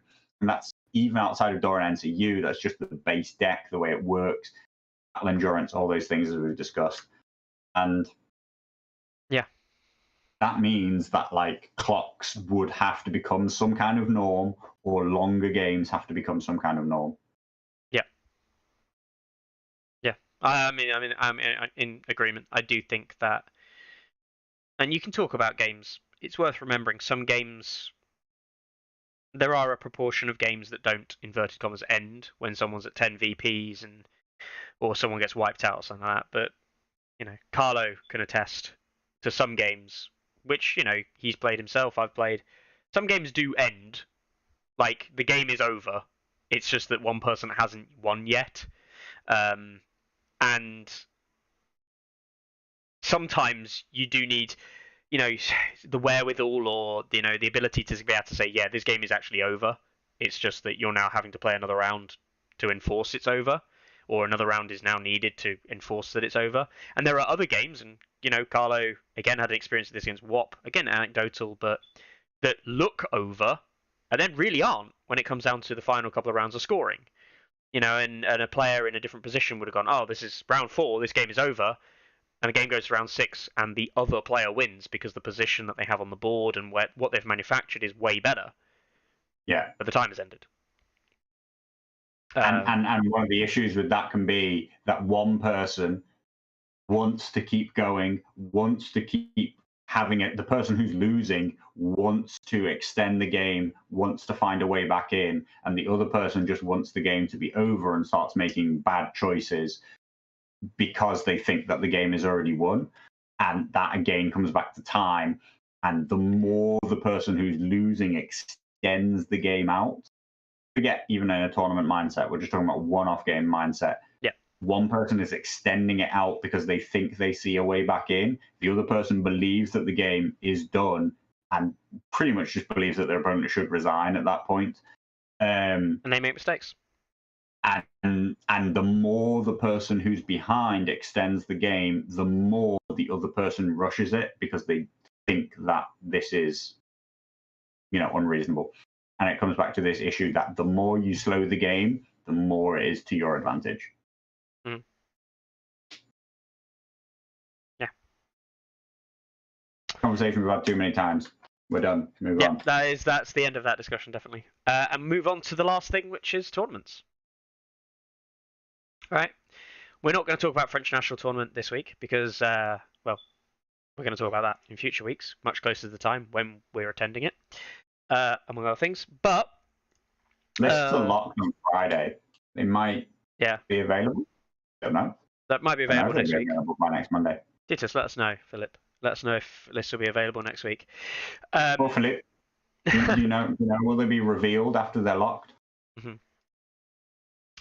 Adopticon's coming to an end. I'm not going to spend a long time on this one, but Adopticon's coming to an end, and a couple of players up for grabs. Larks versus somebody. Larks versus Mikkel is still an unplayed game. The winner, they're both playing Greyjoys, similar commander picks. Winner will almost definitely go to first. The winner will probably go to first, yeah. With only 2 point, Mikkel being 2.2 behind Naklab. I mispronounced that, I apologise. Larks being 2.8 behind Nachthalb. There you go. Hopefully that's right. In first place. So meaning that if Mikkel wins, he's almost certainly going to first. If Larks wins, it depends on commander picks, but probably goes first. Yeah. And that'll be the 5 rounds. I don't know if they're playing a 6th round. I don't think they are. So, well, it's either that or Nachthalb. So I guess unsurprisingly, the hammer's coming to Europe. Sorry, NA. That was never staying. Nathan's done well. Willie Banks is always in the chat. I've seen him around a lot, but I've not seen him with a significant TTS tournament performance before. So, and yeah, Hibiscus says it's just 5 rounds. No, So just 5 rounds. Okay, cool. I guess it's going to Germany or Spain. Germany or Spain? There we go. I wish I didn't have to pay the packaging on that one. Don't get 4 wins. Is that 4 wins with neutrals? It's 3 wins, a draw, and a loss. 3 wins and a draw. 5-5 draw against Steve. That's an ELO format for you. Yep. Second place with 3 wins, a loss, and a draw.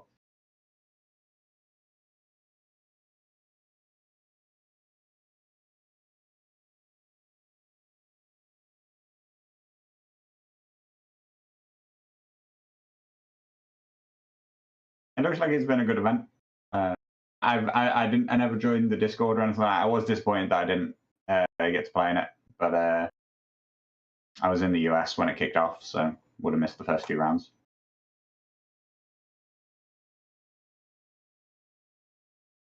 And nobody can hear you, by the way, Mickey. I'm pretty sure. I can't hear you.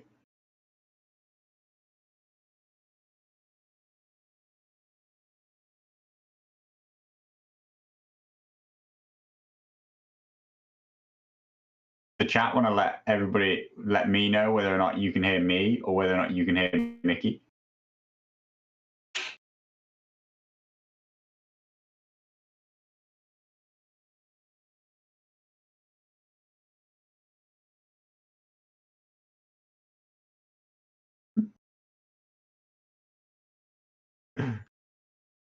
Yeah. So if chat's right, you can hear both of us, but neither of us can hear each other. Turns out my headphones died again. I do apologise. Brilliant, Mickey. Well I know. done. Yeah, it's been me for a while, I think. I don't think they've heard you for a very long time. I don't know. Yeah, I just keep on talking. But then I wasn't sure whether or not it was me who couldn't hear you. So, yeah. Yeah, Nice late one. Teddy, I'll have to edit that out. So anyway, Plastic Throne in Bracknell in the UK. So watch out for that one. We've got an event in Kansas City, in Kansas, in Overland Park at Tabletop Game and Hobby. So that'll be the guys from Kansas City, so likes of like Belisarius, Kurt, and that lot. I'm hoping in that area, playing an event there. We've got an event happening in Greece with this name. I will not attempt Come on, to. Mickey. Give us your best pronunciation, as always. Eruvamup Zapopluap. There we go. That's what we've got. That's my absolutely god-awful pronunciation of whatever that word is. I'm sorry, guys. I don't speak Greek. And if you are Greek and in the chat, I do apologise if I've offended you. We've got Bolter Sklep, another event in Wrocław, in Poland. And I know you can hear me now, by the way, guys. Tells me on my little thing. An event happening in Viterbo in Italy, as well, happening on the Sunday.